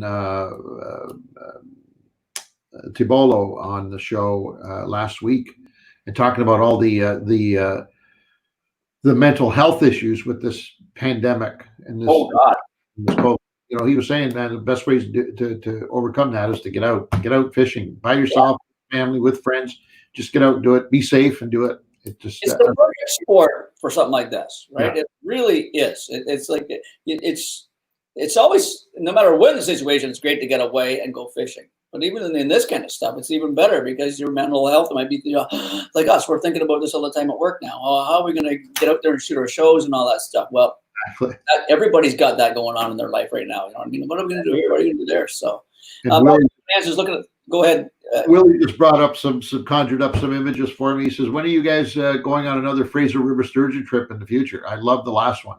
Well, it's funny you asked that. We probably would be doing it this year because we've already talked to Vic Caro, and Vic says, guys, get out here. We want you out here. We want to shoot with you with STS. But unfortunately, we can't get out there with the travel, et cetera, et cetera. So, and to set it all up. But we will be doing that as soon as possible. If it's the end of this year and things start opening up, maybe we'll get out there. Otherwise, next year we're going to be on the Fraser. We haven't done that in a while now. That's a game. I wanted to ask him last week, and I got the old brain fart. I had it marked down here and everything. I was going to ask Stephen Cook because he does so much work on the Ottawa River and all the other bodies of water in this area. I was going to ask him about sturgeon. Is there ever a chance that that maybe it will be reopened someday for recreational fishing? I think it'd be fantastic. Yeah. We see lots of them out there now. It would be nice, wouldn't it? It's not like they're endangered, I don't think, anymore. That's a great question. Yeah, that would be a two-sided question. It would be, are they endangered? And if not, will they open the season up? Because you're right.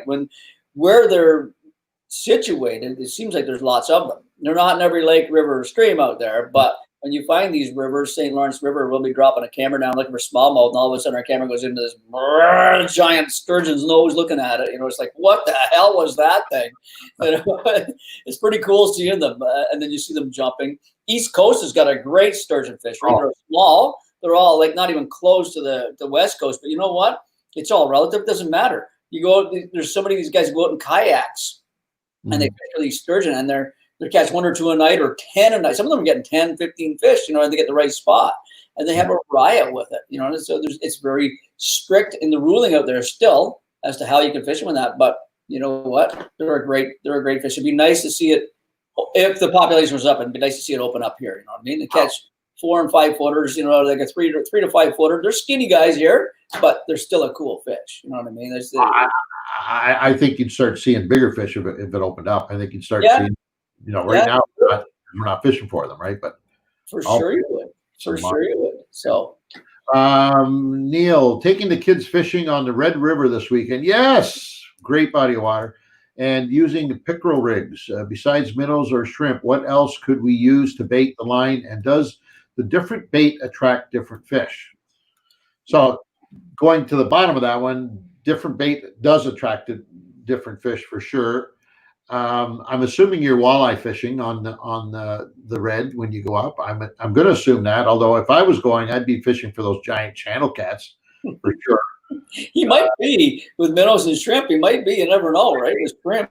So the bait of choice, if you're going to be doing that, I don't know how far from Selkirk you're going to be, but if you can make your way to the Selkirk Dam and go fish for some goldeye, which are a favorite food for the channel cats in that body of water, catch some goldeye, which are are about 8 to 10 inches long.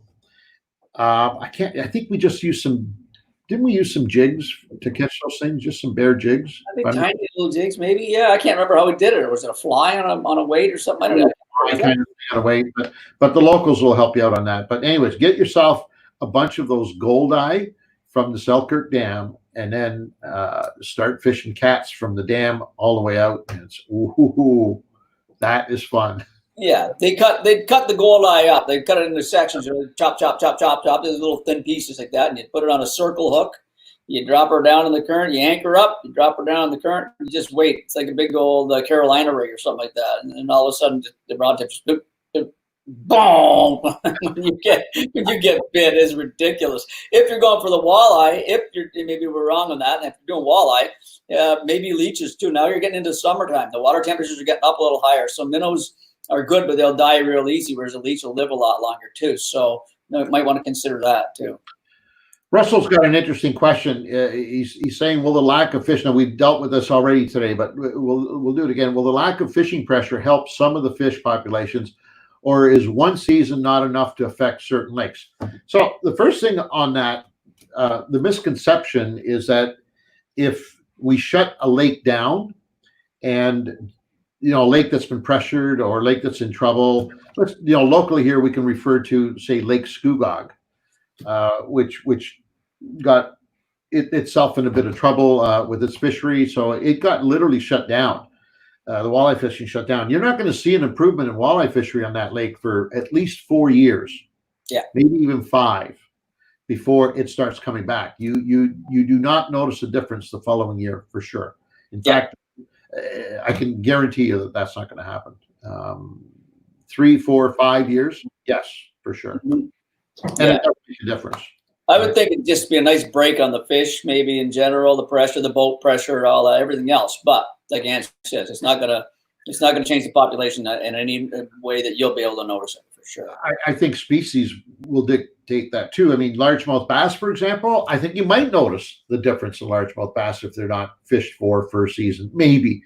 But walleye, no. Walleye, lake trout, any of the trout species for that matter, no difference at all. Bass, yeah, I think you could. That big old largemouth that lives underneath that dock or that tree, if he's not caught this year at all, chances are that he's more apt to jump on that bait of yours next year quicker, more often, and he might be a little bigger. Yeah, good point. Good point. So interesting. What do you guys think about doing a show up here around Timmins, Ontario? That's from Goda. We did one last year, Ken, on Ivanhoe Lake. We did do a show up there. We haven't shot in Timmins in a long time, but we love that area. I mean, it's that little hub of starting to hit north, and it's not too far, which is nice. Not too far from southern Ontario. So it would always be, we're always considering the entire province. You know what I mean? We just have to break it down and spread it around. So if we did Ivanhoe Lake last year, we were trying to do somewhere else, a little farther area with a lodge and all that. So we got to keep it even with all lodges too. So that turned out to be a great episode, by the way. I just want to jump in. I wasn't on that shoot, so I'm not saying it because it was me, although I probably shouldn't be talking about it if it wasn't me. But anyways, I thought it was a great episode because I think it was such a learning episode. And it was all about fishing in bad weather. Yeah. It was all about what do you do? Because a lot of us are confronted with that. Okay. It doesn't matter whether it's a trip of a lifetime that you've been waiting for years, or your annual trip, or just the weekend that you go fishing. We're confronted with bad weather all the time.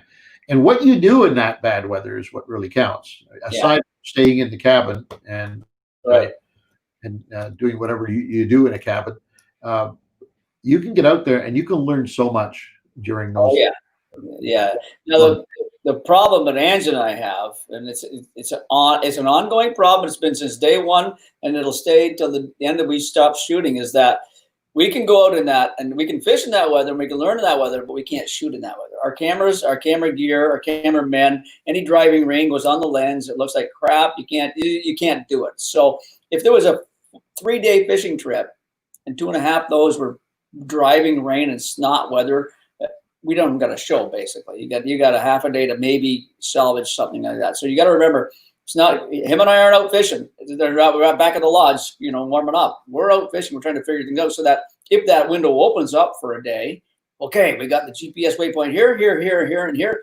Let's go, boys. We get up really early that last day and we can go for it. So it's tough, and that was part of that shoot there. That shoot was very much Mikey had to stay in the cabin because he just couldn't get out. The wind was driving and the rain was hard, so it was not pretty for sure. Yeah, I see Guy agrees with us. He's had some of his best fishing in the rain and storms. If you can figure it out, and you're not going to figure it out, let me tell you this: you're not going to figure it out hunkered down by the fire. Okay. Yeah. Sure. Yeah. You're playing euchre and drinking whiskey. Although it's not a bad idea, sure. Tim says, as we emerge from COVID, how will the retail landscape for outdoor fishing gear change? Wow. Well, you know, I don't think it's a big secret. Some of them are having difficulty keeping the doors open right now. In these outlying areas that their whole business model is totally dependent on tourism that come by and through their little town each year and stock up on all the great, wonderful little baits that they have on their shelves and stuff. I think it could be quite devastating, to be very frank with you. I think a lot of them won't survive. As we've talked about on this show for the last month, and Ted a little earlier on pointed out to us, a lot of operators are not going to be able to get out of this. And so, you know, the initial thought with that is there's a certain amount of remorse and sadness associated with it. But if you have to if you're trying to find a bright light, it might come in that it's just going to open up more area and business for the operators that do survive. Terrible thing to say, but it is true, right? But I can see the numbers being in that 40 to 50% of operators, whether it's a small tackle store, whether it's a resort, a fishing lodge, guides, anything to do with tourism and fishing and outdoors, they're going to have a tough time. You can't just lose a year and say, okay, yeah, I'll pick it up next year. Yeah. They're just not that profitable. Right. You'll never make it back. Yeah. So. Yeah, probably, and for everyone that can, probably 5 can't, right? And the one, maybe one can afford it, but there's a bunch that can't. So, Bernard, curious about smallmouth bass swallowing the hook. Yeah, I thought it was my son not paying attention to his rod and line, but have had several now swallow it as soon as, I'm assuming live bait is involved in this, barely even see the eye of the hook. Do you risk certain injury or death trying to remove? We had Dr. Cook on the program last week, and he absolutely said that if you have to go down beyond the mouth area to pull a hook out, don't do it. Just cut it off and let the fish and Mother Nature hopefully do the job.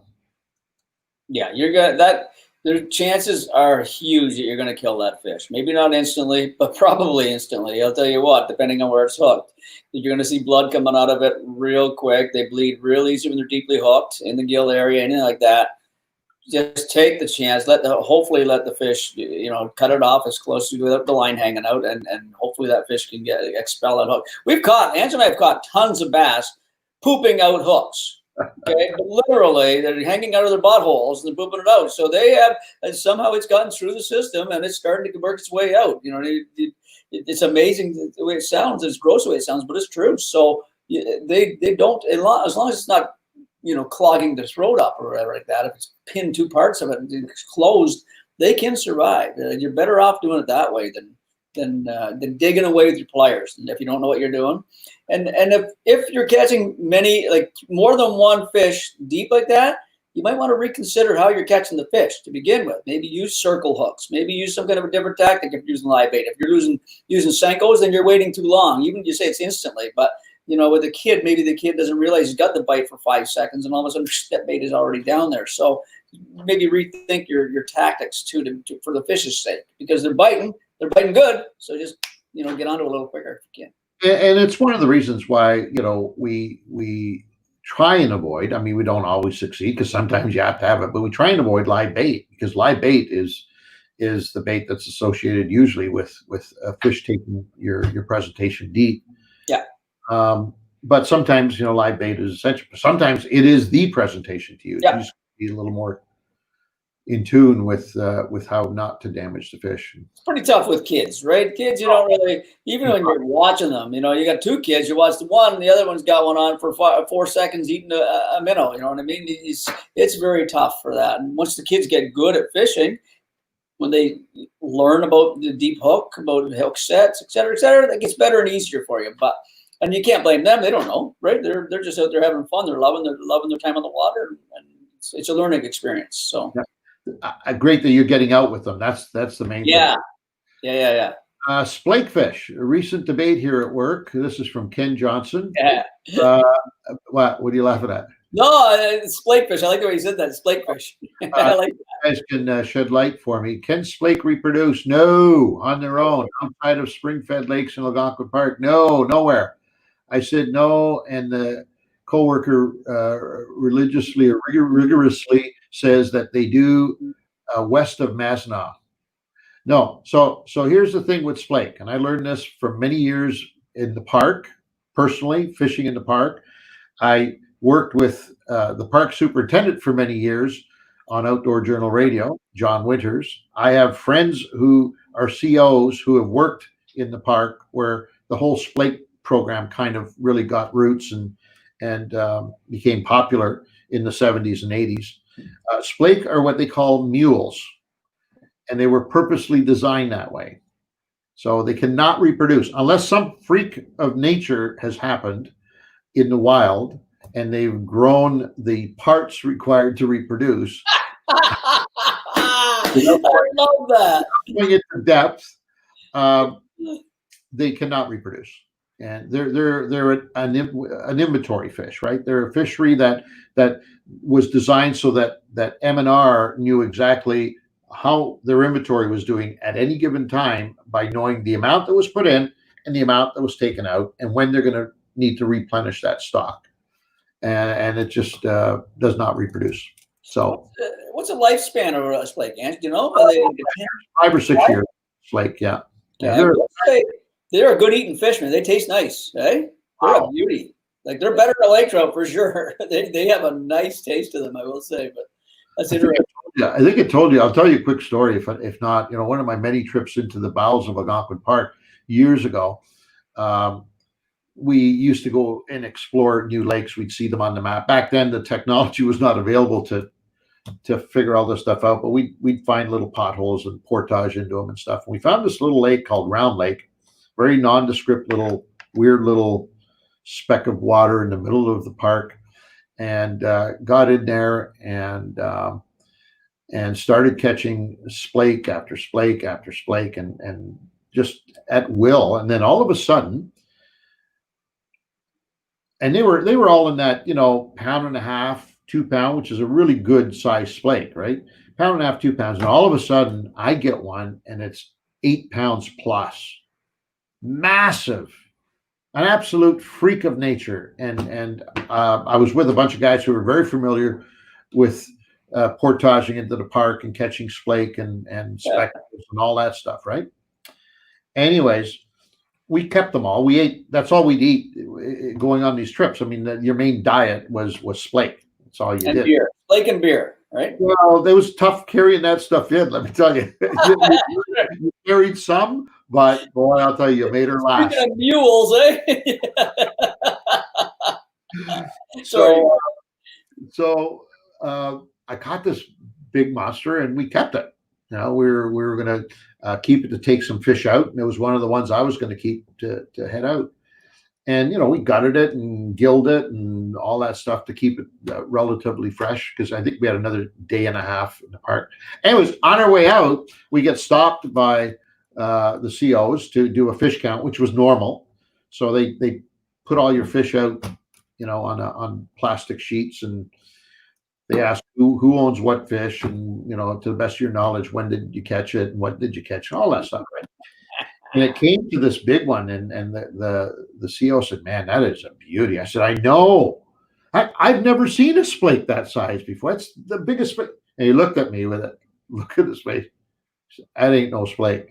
That's a speck. My Oh 8-pound speckled trout my God. Out of Algonquin Park. out of Algonquin Park, which was like incredibly rare. Yeah, I've heard of that. They, in fact, I ended up giving them the fish. They didn't confiscate it because it was perfectly fine, but they asked if I would consider donating it so that it was going to go back to Harkness. Yeah. And they were going to check it out because it was a total freak, and it had no coloring. The only thing that I missed was the square tail because it had very little coloring. You know, it was me. It wasn't it was definitely a splake. Yeah. I didn't Yeah. really focus on that tail. The tail was more square than it was forked. And then when you kill it too, they even lose more coloring, right? Then they get more muted. Yeah. It was great. So, So, Chris Brabant. Brabant, what water temp can you expect to find walleye going back to deep water? St. Lawrence River, to be exact. There you go, Peter. St. Lawrence. You know what? That's a good question because first off, you shouldn't get hung on water temperature completely through the year because walleye will go into warm water to feed. It depends where the food is. So just like the largemouth will go in cold water to feed, you know, and then they may come back, et cetera, et cetera. But so don't get real hung up on it. But the number I use it is just a round figure. I like to look at that 60 to 65 degrees. They stay very active in mid ranges and shallows. 60, 65. If it's above 65, then they're definitely going to be using colder water temperatures, seeking colder water temperatures. But that said, I like that number, like 63 to 65 degrees. That's one of my favorite numbers to look for catching walleye, you know, active walleye on jigs and stuff like that. So I'd say low to mid 60s would be the number. On the St. Lawrence, I'm not sure how that works because you've got Lake Ontario water coming out. You got Lake Superior water coming down. Basically, you got all the Great Lakes emptying down into your into the river. So that water temperature is usually a bit cooler than the average out there. Not a whole lot, but stab at 60s for you in that river like that. I see Calvin has given the scientific version of what I just said about the splake. There we go.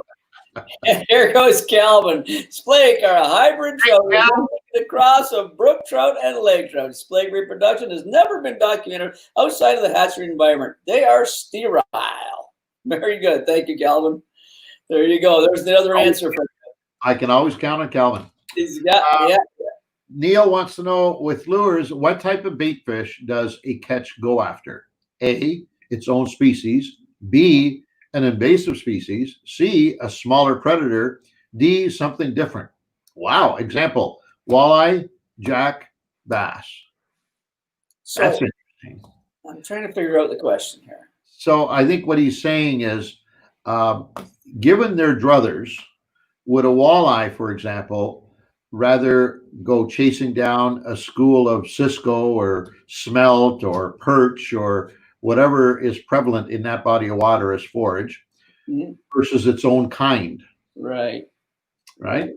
Or even another smaller predator. And you know, the real quick answer, and I don't want to be a smart ass about this, fish are opportunistic. All of them are.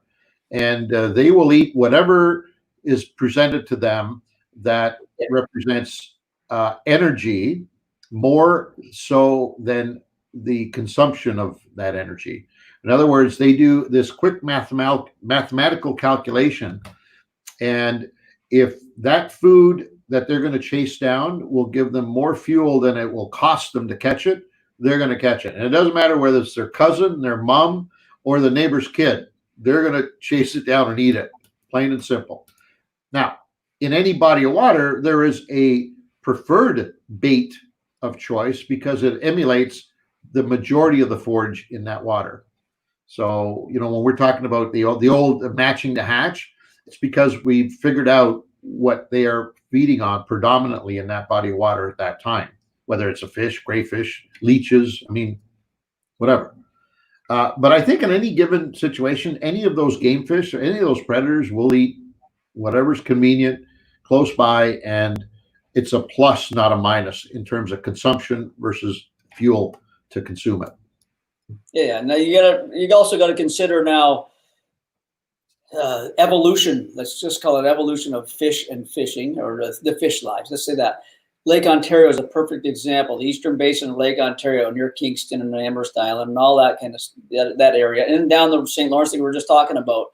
Smallmouth bass now are one of their main meals of a day is gobies. Okay, that's an invasive species. They've learned that these are nice, soft, little scrumptious fish that make them grow big. So what Anne's just saying, they're not spending as little energy as possible in making that nice meal. It's a slow-moving fish. That's when the predator will go for invasive species. And he'll probably take that over everything else because it's easily available. He can identify it very easily, and he doesn't have to worry, look for something different. You won't go looking for something different. Oh, I'm not going to eat those gobies because I want to find a crayfish a mile down the lake. And he's not going to do that. He's going to eat those gobies right in front of his face, and he's going to have a great meal out of it like that. So, so they're very basic eaters too, right? Like if crayfish are the main forage in a bass lake, largemouth and smallmouth, they're going to pick off as many crayfish as they want. You can throw every imitation that you want to them, and you're probably not going to catch these fish. You can put a live minnow in front of them, and sometimes they won't even eat it because they're onto the crayfish bite, right? So there's no rule of thumb, but there are some things you can think about too. Yeah, for sure. Experimentation, that's probably the key. Is to keep playing around. If things aren't working, there's a reason they're not working, especially if you know that the fish are there.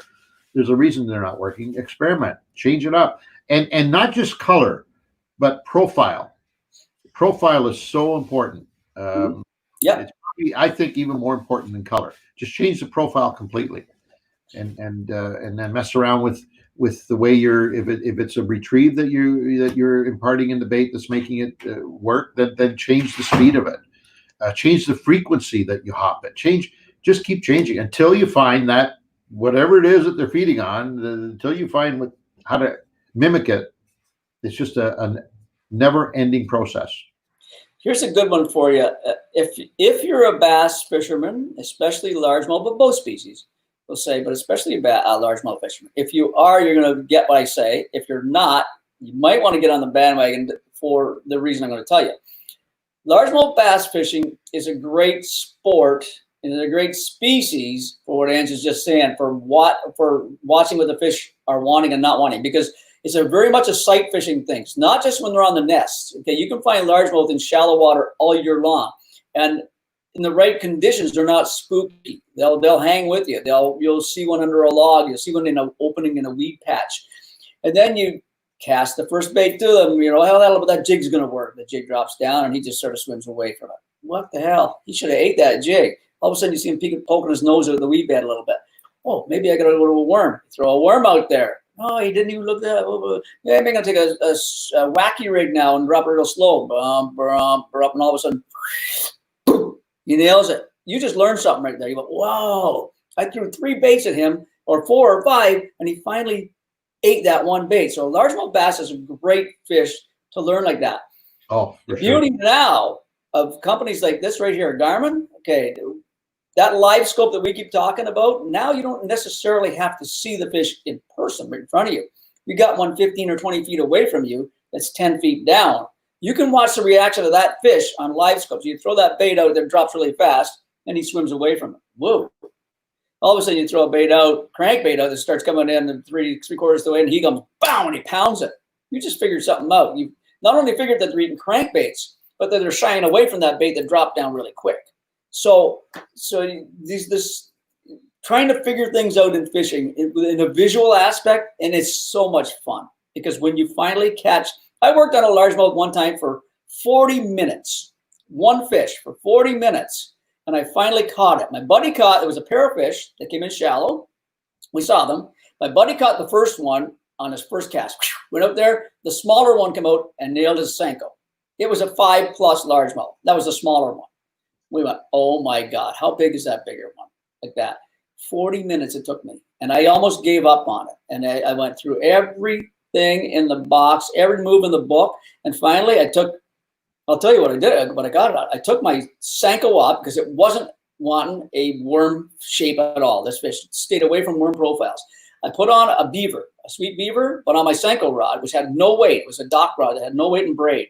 And I threw that thing out and it started dropping down like that. And that big sucker just finally, after 40 minutes, come over and sucked it up. And I caught that fish after 40 minutes. It was a 6-pound plus largemouth. I mean, well worth the effort, but I watched that fish swimming around. Look, it drove me nuts. Yeah. But 95% of us, 99% of us would have left that fish alone, right? Yeah. And go hunt for a more catchable fish. Yeah. Yeah. Maybe you'd mark it, maybe you GPS it, come back, but no, I wasn't going to do that in case she wasn't there. That fish I knew it was big. Maybe a 5-pounder looked small. So and there's another weird part about that fish. I swear to God, you might think I'm nuts for this, but I swear to God, when we pull her 5-pound buddy away from her, every now and then she'd do one of these at the boat. It would look at us. It was looking at our boat as if to say, let that guy go or whatever. I'm not joking to you. We kept saying, is she looking at the boat now? Is she coming looking at us? And then she'd swim away and she'd come back. You'd see her like it was about a 25, 30-foot circle. It was exactly. I'm not making this up. I swear to God. Oh, God. So remember, work on fish. Use your eyes. Use your eyes with your fish finders, with your eyeballs, with your polarized glasses. If you can use your eyes, they're such a valuable tool. We try really hard. I mean, we try and make it easier for folks because I'm listening to you, Pete, and I'm thinking, I know what he's saying is absolutely 100% right, but most people don't have the time or the inclination or the knowledge or the confidence. And confidence is the most important factor of all. The reason you took 40 minutes, because you had confidence in your ability to catch that fish. In your mind, the fish was caught. It was just a matter of how and when. But that fish was caught. People don't have that confidence, right? So what we do, and have been for years on the program, is we try and simplify that for you. We try and cut past that. We try and cut to the chase. We don't fill in all the details because we figure you don't need to know. You need to know what's the end result of all of this information and all of this experience. What's the end result in order to catch that fish? And sometimes we lose sight of the importance because Pete just said half the fun is doing what he just did, and it is half the fun is learning. It's a game. It's a game there now, right? What's right? What's wrong? Can I get it? How many times is it going to take me to figure it out? And it's all part of the game that we enjoy because we understand it. But most people don't understand that stuff, right? So on fishingcanada.com, we try and simplify some of that for you. Because hey, listen, we know we're blessed with the opportunity to be on the water probably more than we should be in terms of the hours and days spent per year. We know you don't have that time. So we try and simplify things, and to the point where, a few years ago, we started introducing actual GPS coordinates of where some of these fish are caught. And we did that because we felt it was important that you could cut to the chase. And hopefully you learn from that.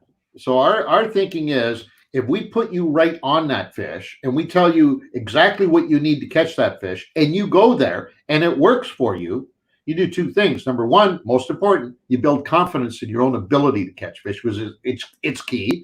But more importantly, you take that information that you just learned and now you transpose that to other situations, other bodies of water, your favorite lake, your cottage lake, and you grow and you start applying that stuff.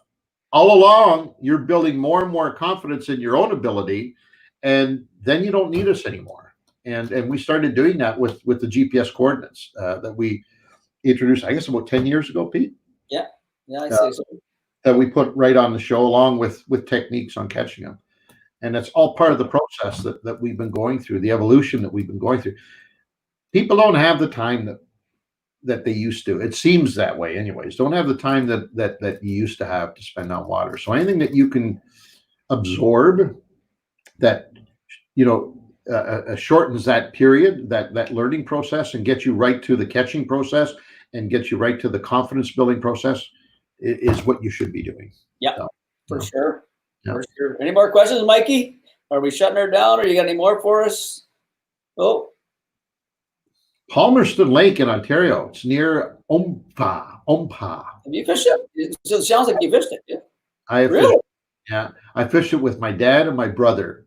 And we stayed I had a 19, oh boy, this is bad. I had a 1956 Ford with a homemade wooden camper on the back. No. And that's where we stayed. We had a little tin boat, I think a 14-foot boat on top of the camper. And so I'm going back 45 years ago, 46 years ago. That's awesome. And I remember it vividly. It was a great, I have not been back since. Lots of reeds, crystal clear water, if I remember correctly. Don't remember the species that we were targeting, to be honest with you. But yeah, been on it once. Wow, I was on it for 3 days. So imagine if you had pictures from that. How cool that would be! That old camper and all that boat and all that rig. And that's so good to see that old stuff. Have you ever fished in a Sturgeon lake? BC, Pete? Bill wants to know. No, not that no, that does not sound familiar at all. We've fished a few lakes now in BC, all of which have been fantastic, but that is not one that I remember at all. And I don't know if it's on the island or the mainland. What's your favorite BC freshwater lake that we fished? That's a fantastic question. You know what I mean? I would, if you said, Peter, where do you want to go back to? I'd want to go back to Osoyoos for bass. And I'd like to do both species, largemouth and smallmouth. I think it's such a cool lake, the way it's set up. It runs into the U.S. the whole 9 yards. So I would say that if I was going to do that, Osoyoos. But the favorite, I love Max Hammer's Lake too. That one, that Walleye Lake we go into. That's a fun little lake. We have never explored it. You know what I mean? Last year, Steve and I explored a weed bed that you and I had never fished before, and we clocked them left, right, and center. Walleye and pike like galore. So, you? Just for the experience, a little lake in Merritt, BC, a little trout lake that Pete Maychuk and I fished for tiny. I mean, they were pound and a half, 2 pounds. I think they were rainbows. If I remember correctly, rainbows out of a float tube. It's the only way you could actually was out of a tube and a fly rod. And that was pretty good. Up in the, it was on the Douglas Cattle Ranch. Oh, wow.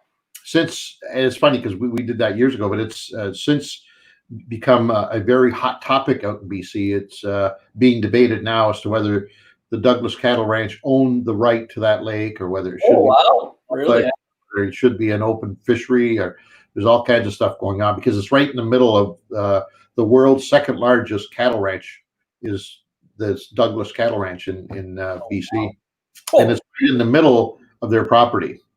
And for years they've had it open, right? You had to go to the main office and sign in, and they would only let a certain number of people on it at a time, and you'd have to book it in advance, like all kinds of stuff. And then something happened, and they shut it down, closed access, and all of the regulators, the locals, were up in arms, so they went to petition the government to see if they could have it reopened. I don't know. That was about a month ago, so I don't know what's happened. Obviously, the pandemic might have slowed down that a little. Yeah. I also like we did it once is hand fishing for kokanees. Oh, we in that cold river, kokanee and dragon. Where was that, by the way? Outdoor Journal. It was some guy that had that guys who snuck up on these kokanees. I got these kokanees in a creek. We got to go get them. There was a 6-pack of kokanee cans of kokanee in there. That was Outdoor Journal and the ATVs and stuff like that. It was Arrow Lakes. Arrow Lakes is a chain of lakes called Arrow Lakes. That's what it was called. We were there doing something with Dolly Varden's. Well, no, I'm doing later. Mine was later than that. Ours is Outdoor Journal when I'm talking about. But no, are you sure? Yeah. I didn't go out with Dolly Varden. I didn't go on that trip with that one. I was on this one. Okay, that was another one then. It's hard to keep track, buddy. I know. How about one more? What can you teach us about catching walleye as they move from rivers after spawning to their summer feeding grounds? Where and what tactics to use? Wow. Dean Talbot, there you go. There's a ton of them, Dean. There's a ton of, you got to have a jig rod available all the time. You know what I mean? And you don't have to have live bait. You can run a jig with some kind of plastic. As a matter of fact, we prefer to use plastics if we can over live, like a fluke style, like a nice little 3.5 to 4 inch fluke style bait on a jig head, 1/4 ounce, 3/8 ounce, and you're working. I mean, you're going to know the areas that the transitional areas where they go from summer to spring to summer, I guess.